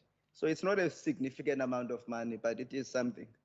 The Western Cape Provincial Parliament's own revenue for the 2021-22 financial year, 75,000 rand is mainly sourced from revenue items, which is 75,000 rands. You know, things that we sell here, like also including the interest and the items that we sell downstairs. So that is the money that members will see that it reflects in our budget, but also some of the commission earnings that we've received, and of course the meals that we sell in Parliament. I remember other honorable members were asking, where you now have a commission from where? You have interest from where? What are you selling? So these are some of the things, including the parking that we have retained, which then will lead to the staff members and various interest groupings. So, Honorable Deputy Speaker, the 2021-2022 budget for the Western Cape Provincial Parliament, the program is as follows. Out of the 4 programs, the breakdown reads as follows. Program 1, which is governance, leadership and administration, is 73.4 million rands, which is an increase of 13.9%. Program 2, it's parliamentary support services, which is 22.741 million rands, which is an increase of 18%. Program 3, which is public engagement, it's 11.6 million rands, which is an increase, which is a decrease of 10.47%. And lastly, Program 4, it's member support, which is 58 million rands, and it's an increase of 5%. The summary per economic classification is as follows. Compensation of employees will increase with 13.1 million rands, which is a 17.9% increase from the revised estimate of 73.4 million rands to 86.6 million rands in the 2021-22 financial year. Madam Deputy Speaker, this increase relates to the funding of vacant positions. From the 1st of April 2021, which is this week later on, and the provision of salary adjustments for the 2021-22 financial year. We have agreed, Honorable Deputy Speaker, with the unions that for 2021-2022 financial year, we're not gonna do performance increases where we sign performance bonuses. And that is because the union understands as much as we do that people have lost jobs, and some have lost not only jobs, but they've lost property. People have died during COVID-19, but at least we still have jobs. And that is what the members of staff in this parliament say, that we still have jobs, and we appreciate that. Therefore, we don't have to go into a debate about bonuses. And that, I think, was very important. And of course, we thank the unions and we thank the staff members of this parliament for understanding the tough economic times that we find ourselves. Currently, Madam Deputy Speaker, there are 116 funded positions for the 2021-22 financial year. Of the 116 positions, 14 are vacant. And we anticipate that we'll be able to fill up all of these positions, starting with the 8 in the first quarter, 3 in the second quarter, and of course the last 3 in the third quarter. And that will then bring us to a very good number if you look at where we are. I mean, some areas have been struggling. The Director for Parliamentary Services, we struggled to fill a position. It took us almost 2 years just to fill one position. And I'm glad that with the help of the team, the panel, and the recruitment agency, that we're able to work together to find a candidate, Mr. Lubabalo Stemela, that is starting to work on the 1st of April. So we are very grateful that we have managed to fill this position. Also, we have a challenge now, and of course, we all know that the former Deputy Secretary passed on, Mr. Royston Hindley. May his soul rest in peace. That position, we have then decided to change the position and make it a director post, then have a secretary and 5 directors in this parliament. And in that way, we've got a dedicated director that deals with strategy, monitoring and evaluation, and just to be able to deal with the nuts and bolts of the entire system, but reporting directly to the secretary with some element of, again, permanency, because directors are permanent. And I think in that way, we're going to fill this vacancy quick, because we've seen there's been appetite of more than 300 people that applied, and we've been able to have a very good shortlist of more than 50 people, and we are going to soon come up with the best candidate for that position. And I think, Honorable Deputy Speaker, one of the most important things is that we need to spend our budget, and I think we've been doing that. We spend budget on what it is intended to. The goods and services budget shows a decrease of 1.95% from 23.4 million rands in the 2020-21 revised estimate to 23 million rands in the 2021-22 financial year. Honorable Deputy Speaker, in the goods and services budget, provision is made for the continued maintenance and licensing of the enterprise resource system, which is the ERS, with 500,000 rands, and of course the business intelligence system with also another 500,000 rands. The provision has also been made for the training and development of 724,000 rands, and a further 164,000 rands for bursaries, Deputy Speaker. Due to the current situation, the overall catering budget has been reduced, because honorable members now, they sit and eat at home. You know, they are not here. They drink coffee at home. They are not here. It's only myself here, the Honorable Deputy Speaker, and Honorable America, and obviously the Premier was here as well earlier, and Honorable Mayor. Now, if I may, Honorable Deputy Speaker, let me quickly go to some of the pertinent areas that I think are important. Due to the current situation, we have reduced our budget by 21.93% to a 1 million rands, 125,000 rands. And that is the budget for catering. So there's still budget. So members can still come in, you can still enjoy our muffins, and you can still enjoy our scone and cheese, but very safely, very safely. Audit fees have also increased with 11.69% to 3,964,000 rands. And of course, this is a budget item that we have to spend money on, Honorable Deputy Speaker, in order to be compliant with the legislation. Included in the goods and services budget is an inflationary increase for the members' enabling allowances. And that is to ensure that the honorable members, as per the expectation of us, that we're able to go to our constituencies and do the work that we're elected here to do. So a total provision of 900,000 has also been made, provided for SOPA.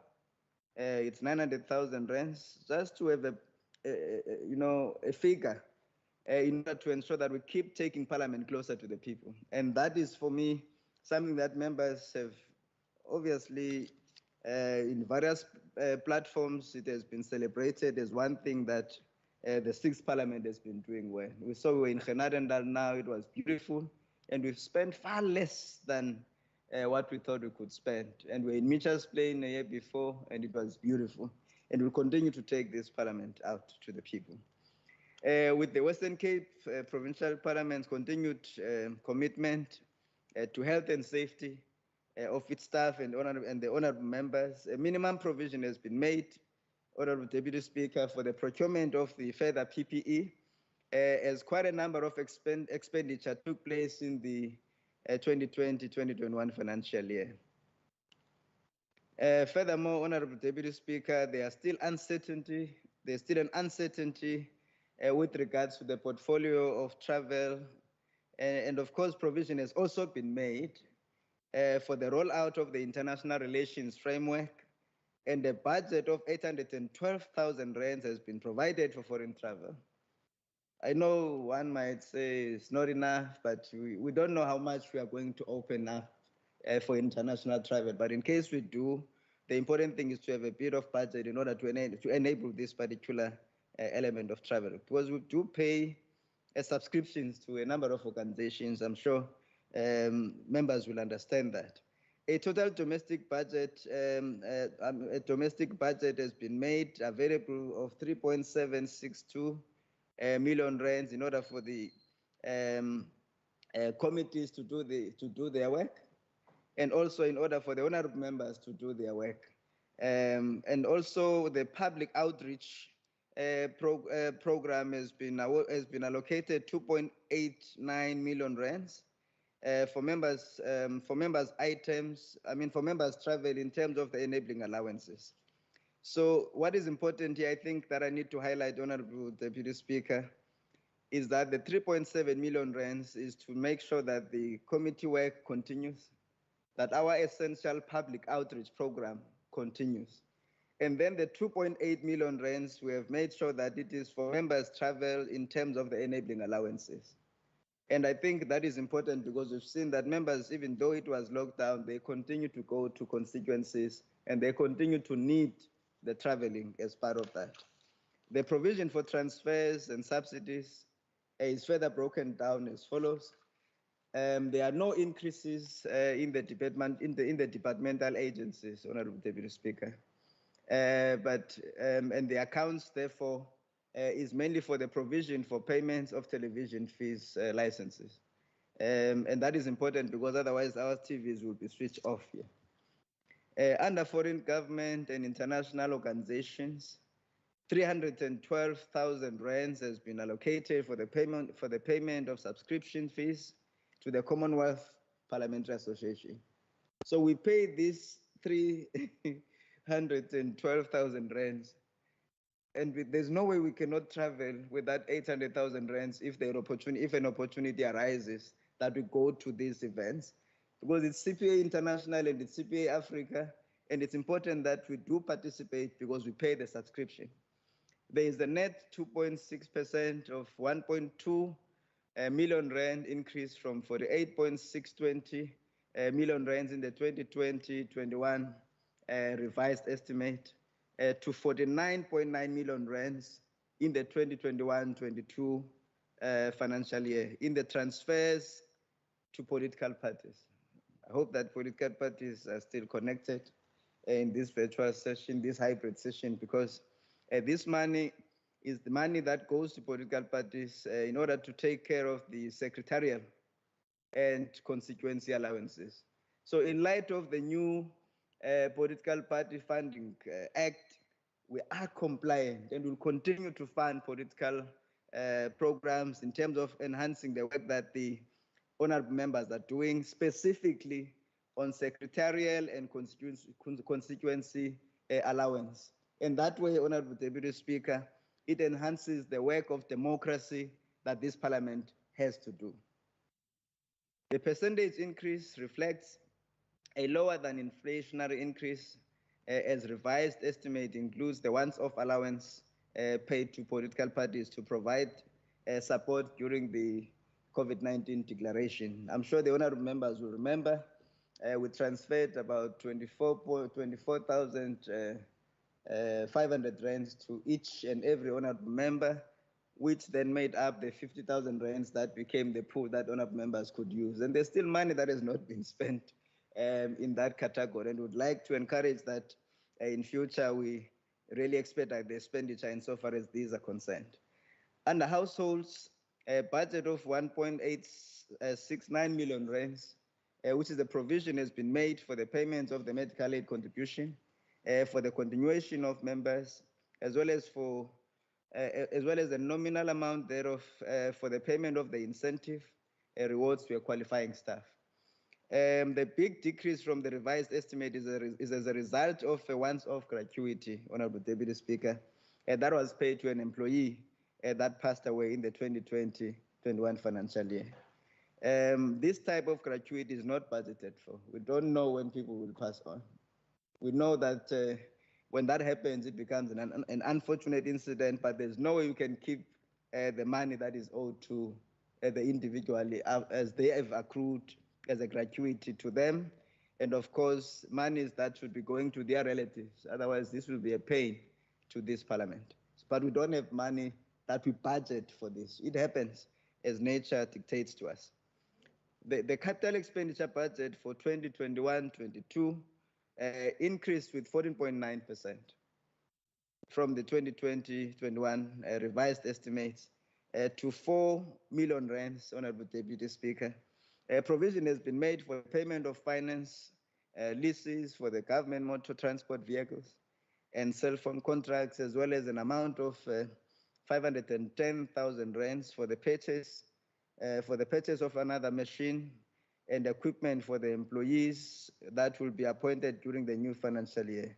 It's things like laptops, Deputy Speaker, and also the refresh of the system in terms of the asset management policy. So it's just to capacitate the internal capacity for the tools of trade and to ensure that the new members of staff are able to get the equipment. We hired them, but they need the tools of trade when they come to work. So that is important. Provision has also been made under capital assets for the reconfiguration of the Seville Wales Street entrance. An amount of 312,000 rands, as well as the Office 365 licensing fee for the MS Teams, which amounts to 600,000 rands. And that is the platform that we're using now. And that is important that we keep enabling it. Otherwise, we won't be able to function and have these meetings freely here. As I conclude, Madam Deputy Speaker, the Western Cape Provincial Parliament would like to thank the Honorable Minister of Finance and his team, you know, the HOD, Mr. Savage, and the entire team finance for the establishment, for the continued relationship of engagement and assistance around the compilation of this budget. And a special word of appreciation to the Parliamentary Oversight Committee under the leadership of the Honorable Chairperson, Honorable Wenger, for the role it plays in ensuring and maintaining oversight over the financial management of the Western Cape Provincial Parliament in terms of FAMPLA. And of course, I would also like to thank all the members of the committee for the work they do collectively to hold us to account as this Parliament. Honorable Deputy Speaker, I would like to thank all stakeholders and assurance providers, like the South African Auditor General, without whom we cannot really produce the quality work that we see here. This Parliament continues to receive clean audits, and that's because we pay attention to detail. The team works hard, but there's assurance providers. The audit committee is part of that. The internal audit committee is part of that. So we thank them for the continued oversight and advisory services. Lastly, Madam Deputy Speaker, I would like to thank you for your support and for your continued leadership in the office of the Speaker to ensure that some of the tasks, I just give you a call, you jump, you don't say Speaker, but I've got too much work. But thank you very much for that, because it's not easy. This is a new team, this is a new term, and we've got new ideas, and we continue to be innovative. And thanks for your leadership in that regard. And thanks to the Secretary to this Parliament, Mr. Romeo Adams, for your leadership, for your strategic support, and of course for your continued wise counsel to the Speakerage, and especially to myself as the Executive Authority. Sometimes it's tough. The Speaker says, we need to do this. The Secretary must find alternative solutions, but thank you very much for your support to the SMT, which is our senior management team here, and every employee of the Western Cape Provincial Parliament. Thank you very much for your support, contribution, commitment, and obviously your diligence and understanding the tough environment. To the Office of the Speaker, Gwanini Siyabulela, Sagazi, Mia, thank you very much for your leadership there. And to the parliamentary advisor, Yani, you are difficult, but you're very nice, because you make us to do what is right in terms of the advice. We don't take wrong advices. We always come with good advices because of Mr. Ace, who's my parliamentary advisor, and to myself and the Deputy Speaker. and the entire office of the Speaker. Bayatanki, siyabulela, enkosi kakhulu. May God bless you all. Thank you. Thank you very much, Honourable Speaker. I now recognise Honourable Lecker. Be welcome. Be welcome. Order, please. Am I audible, Deputy Speaker? You're audible. I think you were audible before, but you're audible now. Thank you, Deputy Speaker. The ANC rejects this budget vote. The Constitution of the Western Cape reads that our province is founded on, among others, responsible and accountable government. Section 114 of the Constitution of the Republic of South Africa states that provincial legislatures must provide for mechanism to ensure that all provincial executive organs of state in the province are accountable to it, and to maintain oversight of the exercise of provincial executive authority in the province, including the implementation of legislation and any provincial organ of state. The reality is that this provincial legislature has simply become a rubber stamp. Honourable, yes, I can hear. Honourable Member, give me a second, please. I think it may be coming from you. I don't know if you're in a noisy environment. If you could perhaps just close the door, because it's echoing there's quite a lot of feedback when you're speaking. Are you in with lots of people? Honourable Murray, I see 1 minute, Honourable Lecker. Honourable Murray, your hand is up. You addressed the issue, Madam Speaker. Thank you. It's a hell of a lot of noise coming. Yes. Honourable Lecker, you managing to sort that out? Yes, Deputy Speaker, I'm actually outside. Okay, you may proceed.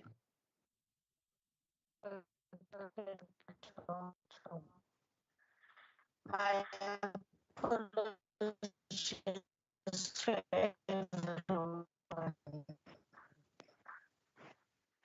Honourable Lecker, I apologise. I can't hear you now.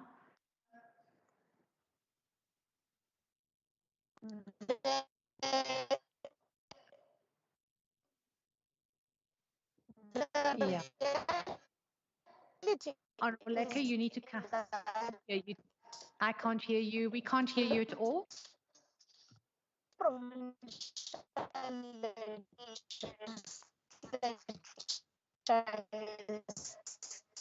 Honourable Lecker, I think you need to be closer to the Wi-Fi wherever you are, so you're way out of range. Rubber stamp for the provincial executive, and what the DA consistently criticizes the ANC for in national parliament.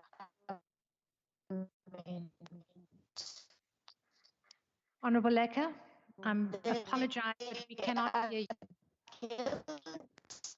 Honourable Lecker, can you just mute? Honourable Lecker, Honourable Lecker, I've muted you for a second. If you could just stop for 1 minute, please. I just want to say I recognise Honourable Fernandez. 1 minute.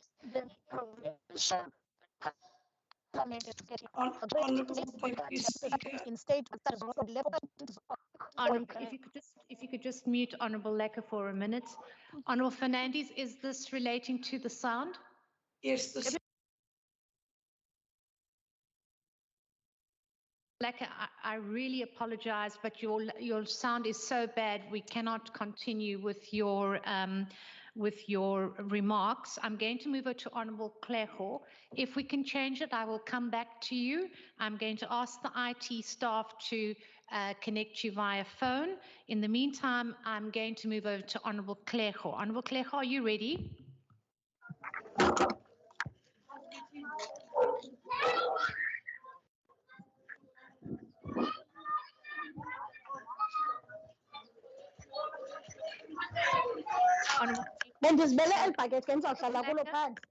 Mute. There we go. Honourable Kleho, are you there?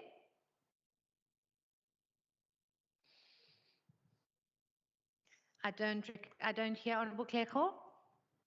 I'm going to move over to Honourable Christians. Thank you, Deputy Speaker. Deputy Speaker, I just want to take this opportunity to say that the ACDP support vote 2. We also want to say thank you to the Speaker, Deputy Speaker, and the staff for excellent service rendered. I thank you. Thank you, Honourable Christians. Honourable Murray. Speaker, I just want to also say that I concur with Honourable Christians. I support this vote, and I think you will have to go very far to get a more efficient speaker and somebody who's always there with an ear to listen. And I think he is really an asset to this Parliament. So yes, well done, and I support the vote. Thank you, Honourable Murray. Honourable Brinkes, are you going to deliver some remarks? Thank you, Deputy Speaker. No, thank you very much. I'm covered, Deputy Speaker. Thank you very much. Noted. Thank you, Honourable Brinkes. Just quickly going back to Honourable Clerco, is he here online?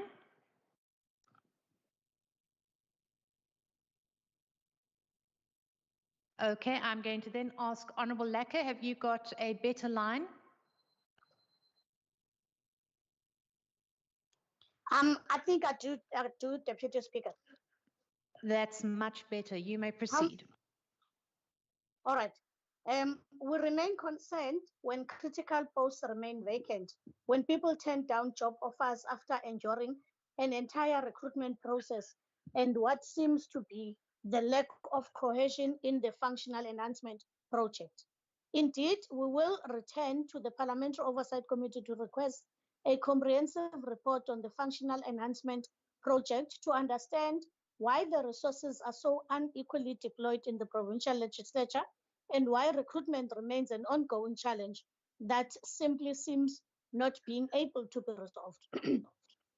A further constitutional value that is enshrined within our democratic order is the notion of practice of public participation. As ANC, we would be surprised if a single committee heard from a single member of the public during this budgetary process, yet the box has been ticked. There is no being proactive or asking deeper questions as to why the people of the Western Cape are not participating in our deliberation. 58 views of the response to SOPA on our YouTube channel, 719 views of the SOPA out of the province of nearly 6 million people, and only 538 views of the budget. Whereas before, we could invite people to sit in the gallery, we rely solely on YouTube these days, and people are not watching even though the reach is far greater than gallery. We are informed that more digital tools are being procured, and this explains the decrease in the number of public participation budget, but it does not explain why the digital tools that we already have and which are far simpler are not working. We remain concerned that the leadership program of this parliament is bloated and therefore continues to take the largest chunk of the budget.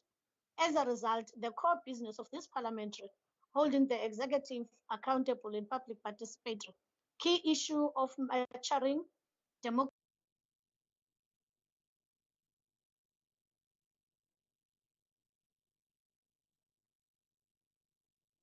Honourable Lecker.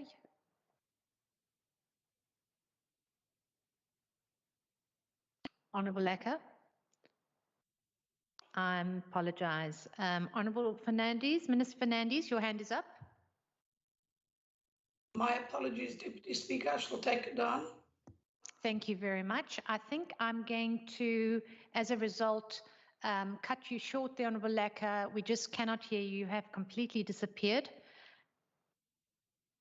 Right. I'm going to take that decision. My apologies. I know that you've got connectivity problems. I now call on Honourable Wenger.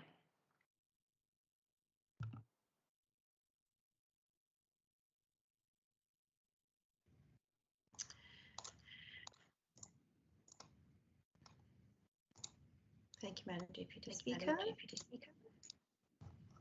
Just give me one moment. I'm applying the correct background. There we are. And we're off. Deputy Speaker, the Western Cape Provincial Parliament is set in this budget to receive an increase of 13.7 million rand, equating to a 9% increase from its 152.2 million 2020-21 revised estimate, for a total budget of 165.9 million in the 21-22 financial year.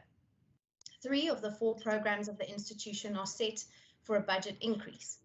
The governance and administration program of this budget grows by nearly 14% due to savings found as a result of the baseline reduction in 2020-21.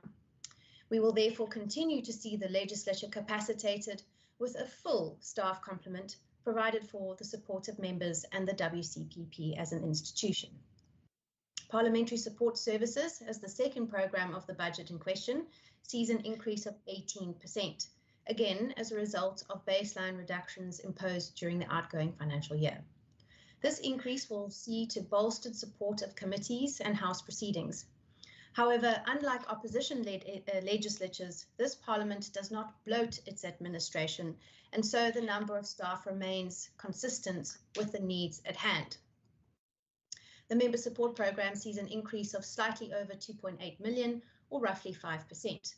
This will support members' allowances and overall support to represented political parties. The WCPP continues to innovate and adapt in line with the needs of virtual and hybrid sittings. This includes public participation and renewed vigour towards taking Parliament to the people. However, this will rely on innovation and making full use of technology and engagements, which may be achieved through a capital expenditure increase of just over 6% for required additional software, as the Speaker has already mentioned. And this is very important to the public engagement programme's decrease of 10.5%. The Parliamentary Oversight Committee has engaged extensively with the institution on this proposed budget, and we will continue to do our work in terms of the Financial Management of Parliament and Provincial Legislatures Act to monitor both the operational performance and financial performance of this institution. Deputy Speaker, over the last few days, I've heard a lot of criticism levelled by the opposition against this budget appropriation bill. In particular, certain departmental budgets have been criticised, and the DA has been accused of getting our priorities wrong. It is important, however, that we look at budgets holistically and how tax rands are used. Are they used to make a change, to better the lives of residents of this province? Are we looking at the budget in its entirety, at the full pie, and how it is sliced and divided? This Parliament has a lean budget of 166 million rand. Let me repeat, 166 million rand. Honourable Lecker wanted to talk about bloated, so let me put this budget into context by way of a provincial comparative analysis. The Gauteng legislature for the upcoming financial year has a budget of 791 million rand. Gauteng has a population of double the size of the Western Cape, but the budget of their parliament is not double ours, it's not even triple ours, it's 4.5 times more. The Eastern Cape, with a comparable population, well, their legislature gets 554 million. The Northwest, with 2.8 million less inhabitants, gets 467 million rand, and Mpumalanga gets 376 million rand for the upcoming financial year. Well, this might explain why. The new Northwest Legislature building now boasts a spa, a sauna, and a gym. In Mpumalanga, members are given houses and meals and are entitled, to quote their standing rules, to overseas travel. A lot of perks, but not a lot of oversight. In Gauteng, for example, the annual reports of various entities are late, with some arriving after debates. Motions of the opposition are rejected by the programming committee for no valid reason. Very few COVID-19 expenditure reports from the provincial government have been received, and those that are arrive on a sporadic basis. Amazingly, it appears that during the hard lockdown, the Gauteng legislature spent its catering budget, even on cooked food in spite of the ban, the roast chicken scandal. Replies to written questions are not timelessly provided, and no extension letters or requests are given to MPLs. Often, only an oral explanation in the House is delivered with no written reply. Limpopo has a whopping 396 million rand budget this year, yet cannot even manage a hybrid in-person virtual system for its plenaries as their chamber doesn't have proper cameras. Through you, Deputy Speaker, one should therefore ask of the Leader of the Opposition what alleged, quote, renewal he was referring to on Friday when he spoke of reforms in his party. Residents and taxpayers are yet to see any such benefit. Instead, from a legislative perspective, this supposed new dawn seems to be nothing but a facade for business as usual. And by that, I mean the bloating of structures, the lining of party pockets, and provision of exorbitant budgets for a political elite. By contrast, this Parliament, the Western Cape Parliament, with a third of the budget of the Eastern Cape or KwaZulu-Natal legislatures, is one of the most efficient and well-run legislatures in the country with the least number of staff per member. It was one of the first in the world to get online and go virtual. During the hard lockdown, we were hard at work while everyone else was still figuring out what to do. We are the only legislature to have a COVID-19 ad hoc committee, and ours is the only legislature to have published COVID-19 expenditure reports. Despite what Honourable Lecker would have you believe, this is the only province with interpellations and the only province that has questions to the Premier without notice. All other Premiers' question time is with notice only. So we do more with much, much less. And we do it because it means that literally hundreds of millions of rands can rather go to children, to the poor, to the vulnerable, and to the sick. We do not allocate our budget for houses for members and saunas for the Speaker. Deputy Speaker, this brings me back to my earlier observation. We must look at this budget appropriation bill in its entirety, because this shows you exactly where our priorities lie. The words of Mahatma Gandhi ring true. Action expresses priorities. And that action is not found in corruption or self-aggrandizement. It is found in opening opportunities and providing care. The Democratic Alliance therefore supports the budget for Vote 2 Provincial Parliament. We support funds towards the leading regional parliament rooted in Africa, innovative, relevant, forward-looking, and in touch with all its people. We thank the Speakership, the Secretary, the senior management of this Parliament, and all staff members that work so hard and diligently to ensure proper oversight. I thank you. Thank you very much, Honourable Wenger. I now recognise the Speaker, Honourable Nkosela. Thank you, Madam Deputy Speaker. Madam Deputy Speaker, I must be standing here with pride and great humility to hear the kind words by the honourable members who spoke. Honourable Marais, Honourable Christians, who really appreciate the work that we do. It's not easy to sit there, Honourable Deputy Speaker. It sounds like it's until you take someone and put that person there, then they realize that it's not a joke. But let alone to work with political parties, 7 political parties with differing philosophies and ideologies.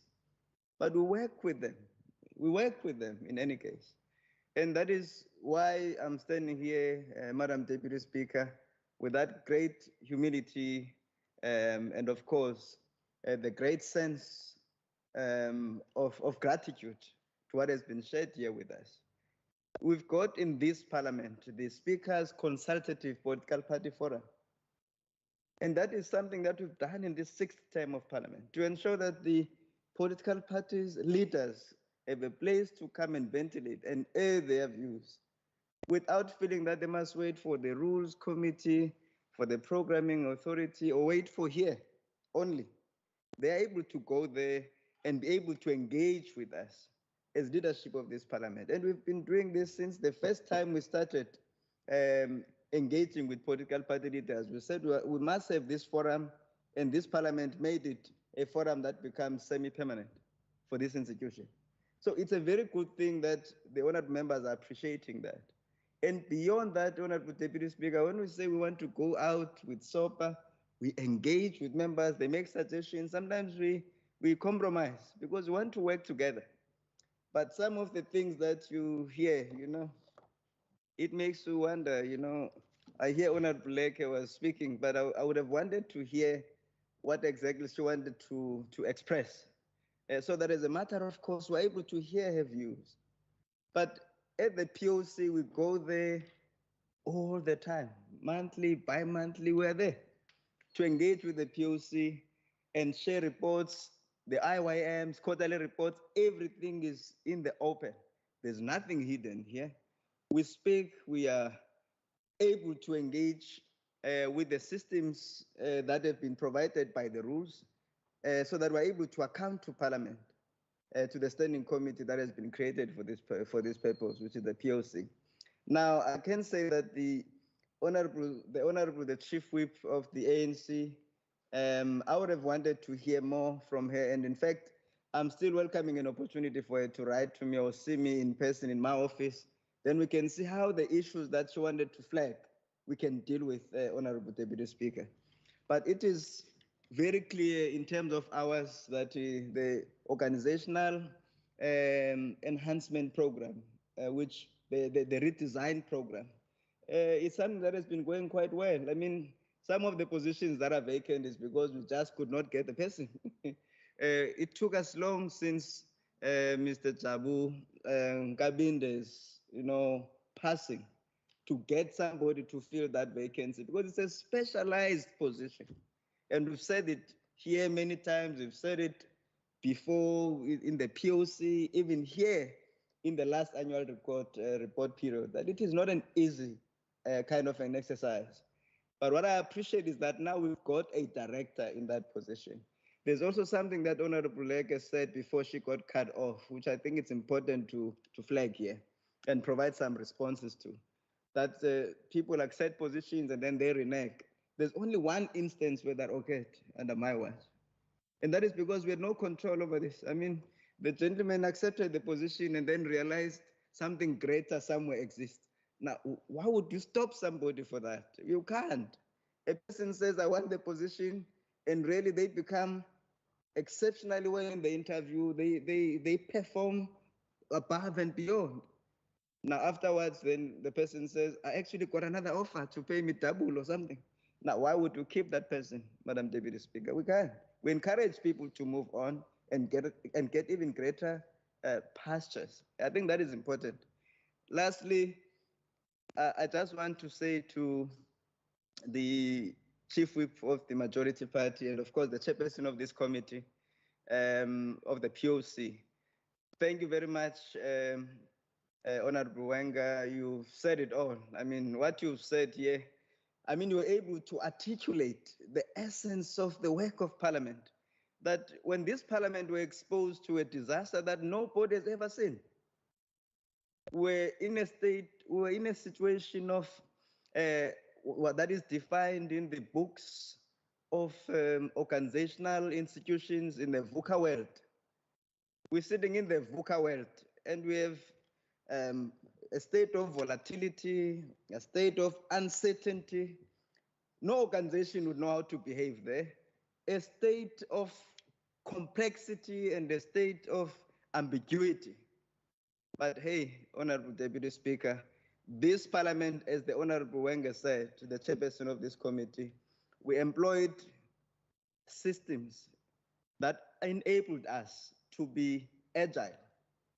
And we're able to employ agility on our ICT, agility on our staffing. The staff members of this Parliament worked at night, Honorable Deputy Speaker. They answered calls from the honorable members at night. Our ICT worked overtime, not because they were going to be paid for it. They worked because they wanted this Parliament to work. But members say, no, I don't support this budget. It's a terrible budget. People are not working. I think it's an embarrassment. And it's sad that you can say that to all of these staff members of this Parliament who've been working extremely hard, even neglecting their families, because they want this Parliament, these honorable members, to succeed in the work they do. I would be very ashamed as an honorable member not to support a budget that seeks to continue to do the work we do, being the #1 parliament in this region, #1 parliament in Africa. And in fact, I think we are #2 in the world after Estonia. And we're the first parliament to showcase. I remember when we attended the training, myself, yourself, Deputy Speaker, and the Secretary, it was a training of the Africa CPA. They were teaching people about how to have parliaments online. We were saying, no, we've done it last year. And they were saying, can you come train us? But we were told at home, we are weak, we are useless.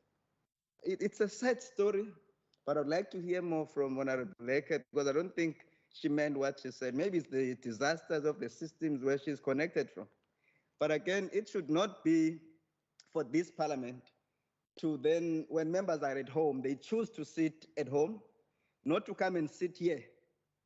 That now we must also, try to move them where there's connectivity. I think the least we could do is to connect them where they are through the MST, the MS Teams that we have here as the system.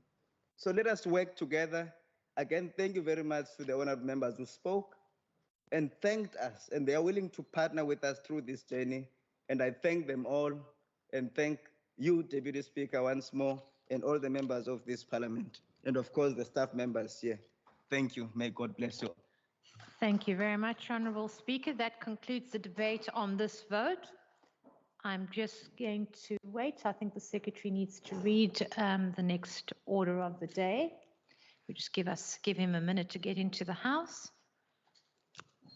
You ready, Secretary? Thank you very much. The Secretary will read the 9th order of the day. Consideration and finalization of the Western Cape Museums Ordinance Amendment Bill B5 2020.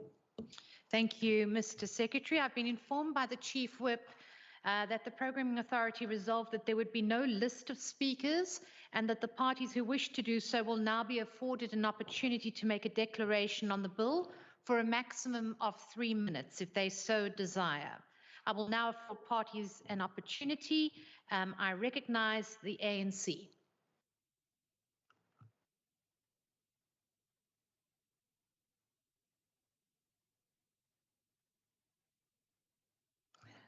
ANC, are you making a declaration? I'm going to assume not, if I've not heard anything. I call on the EFF. No. The ANC is not making a declaration. Deputy Speaker. Thank you very much, Honourable Leke. EFF? Deputy Speaker, we're not doing any declaration. Thank you. Thank you very much. Good Party, are you making a declaration? No, thank you, Deputy Speaker. ACDP? No, Deputy Speaker. Thank you. Freedom Front Plus? I assume not. Al-Jamar? No, Deputy Speaker. No, thank you. Thank you very much, Honourable Member. And the Democratic Alliance?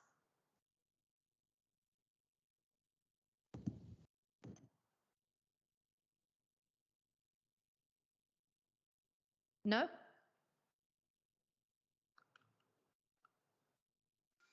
Madam Deputy Speaker, the DA will be making a declaration. I believe Honourable Allen is on mute. Are you able to hear me, Deputy Speaker? Thank you very much. Thank you, Chief Whip, for alerting me. I can now hear you, Honourable Allen. Thank you so much. The technology is still working. Deputy Speaker, the Museum Ordinance Amendment Bill seeks to ensure good practice within the museum's governance environment. Yes. The Amendment Bill also aims to align the museum's ordinance with contemporary terminology and government structures. These changes will alleviate the Auditors General's financial burden on conducting annual financial audits on province-aided museums, which is supported by the department as well as the Auditor General. Deputy Speaker, I wish to thank the members of the committee for their commitment and hard work towards ensuring that we finalize the process before the end of this month. Many of our cultural institutions have suffered immensely under lockdown restrictions, and the bill will go a long way towards alleviating some of the pressures on museums. Deputy Speaker, museums are key to the cultural discourse in a diverse society such as the Western Cape, which enjoys many rich histories. I am therefore delighted to announce that the Standing Committee unanimously agreed on the Museums Ordinance Amendment Bill without any amendments, and I call on this House to vote in support of the report. Thank you. Thank you very much, Honourable Member. That concludes the declaration on the consideration and finalisation of the bill. Are there any objections to the bill being finalised? No objections. No objections. No, Deputy Thank you Speaker. very much, Honourable Members. Agreed to. The Secretary will read the bill.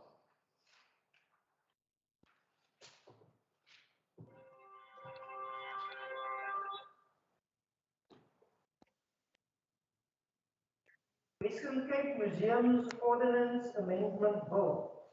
Thank you, Mr. Secretary. The bill will be sent to the Premier for assent. The Secretary will now read the 10th order of the day.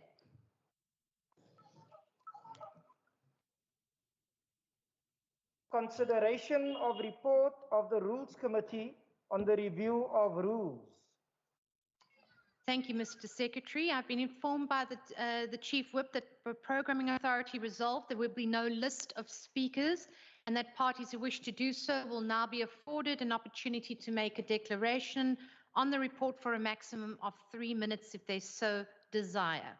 I recognise the ANC. Will you be making a declaration? Yes, Deputy Speaker.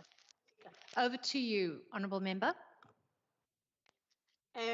Thank you, Deputy Speaker.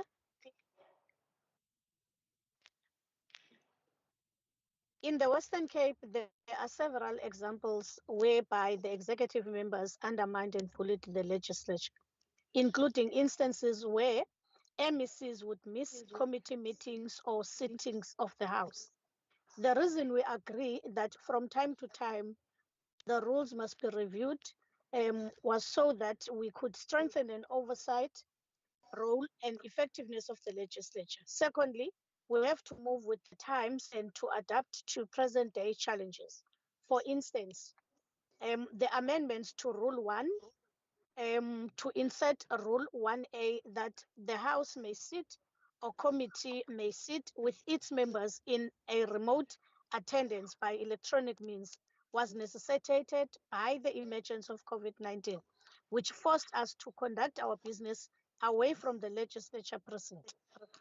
Deputy Speaker, it is good that we have rules that allow members to move a motion of no confidence in the provincial cabinet. I wish the rule would be extended to allow for motions of no confidence against MECs. Deputy Speaker, we have noted there were instances where MECs would post video on social media enjoying holidays in Limpopo while healthcare workers were battling with COVID-19. Deputy Speaker, I also want to warn that there may be the first victim of the resolution to remove the Speaker. As the Speaker, you have the mandate, many enemies in the powerful places in the DA. We welcome the clear distinction of powers of the Speaker and those of his subordinate. It is now clear who is the boss. We will no longer be subjected to subordinates trying to undermine the office of the Speaker. We welcome the proposed amendment to Rule 55A to give more voice to the main opposition, as the leader of the opposition will also not be restricted in regard to the length of time they may speak. Lastly, the proposed addition to Rule 196 on admissibility of questions and interpellation must also not be rejected, and therefore we can be able to have MECs to take charge of questions and interpellation to other MECs. I so move. Thank you. Thank you, Honourable Member. I ask on the EFF, will you be making a declaration? Deputy Speaker, the EFF is not doing any declaration. Thank you. Noted. Thank you very much. To Good. Deputy Speaker, no, we support it. Thank you. Thank you very much, Honourable Member. The ACDP. No, Deputy Speaker. Noted, thank you. Freedom Front Plus?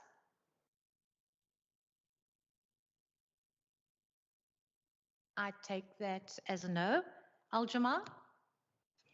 No, Deputy Speaker. Thank you. No. Noted, thank you. The Democratic Alliance? Yes, Deputy Speaker, can you hear me? I can. You may proceed. Thank you. Thanks, Deputy Speaker. Deputy Speaker, a subcommittee on the review of the standing rules of the Western Provincial Parliament was established by the Rules Committee on the 16th of August 2019 with a brief to assess and review the efficacy of the standing rules if and when deemed necessary, and to make recommendations to the Rules Committee in this regard. The Rules Committee appointed the following members to serve on the subcommittee: Honourable Wing, Honourable Bartman, Honourable Honourable Deputy Speaker, there's a background noise. If you can. Can I just check, Honourable Lecker, can you please mute your microphone? There we go. You may proceed, Honourable Member. Thank you, Honourable Deputy Speaker. The Rules Committee appointed the following members to serve on the subcommittee: Honourable Wenger, Honourable Bartman, Honourable Lecker, Honourable Makamba Bocha, and myself as the convener of the subcommittee. Notwithstanding the mentioned members, as part of the review process, various internal WCPP stakeholders and all political parties represented in the Western Cape Provincial Parliament were invited to submit proposals for amendments to the current WCPP standing rules for consideration by the subcommittee on the review of rules. The subcommittee met, Deputy Speaker, and deliberated on every single submission made. Deputy Speaker, I would like to highlight that during the consultation process, we continuously provided the opportunity to all political parties to make submissions, and at times extended the initial timelines to ensure that the process followed are as inclusive as possible. These rules, Deputy Speaker, are after all our rules. A meeting of the Rules Committee then took place on the 4th of December 2020, having considered the proposed amendments to the standing rules and adopted the proposals made by the subcommittee. Deputy Speaker, the rules report with the proposed amendments was ATC'd on the 10th of March 2020. And Deputy Speaker, in conclusion, I would like to take this opportunity to thank the members of the subcommittee, the administration, and every single member who made a proposal for a possible amendment. If it is with that said that I table the proposed amendments for adoption by the House and trust that the House will support the recommendation. I thank you. Thank you very much, Honourable Member. Are there any objections to the report being adopted? No, Deputy Speaker. Thank you. I take it that there are no objections. Thank you very much, Honourable Lecker. No objections. Agreed to. Okay, thank you. My apologies. The Secretary will now read the 11th order of the day.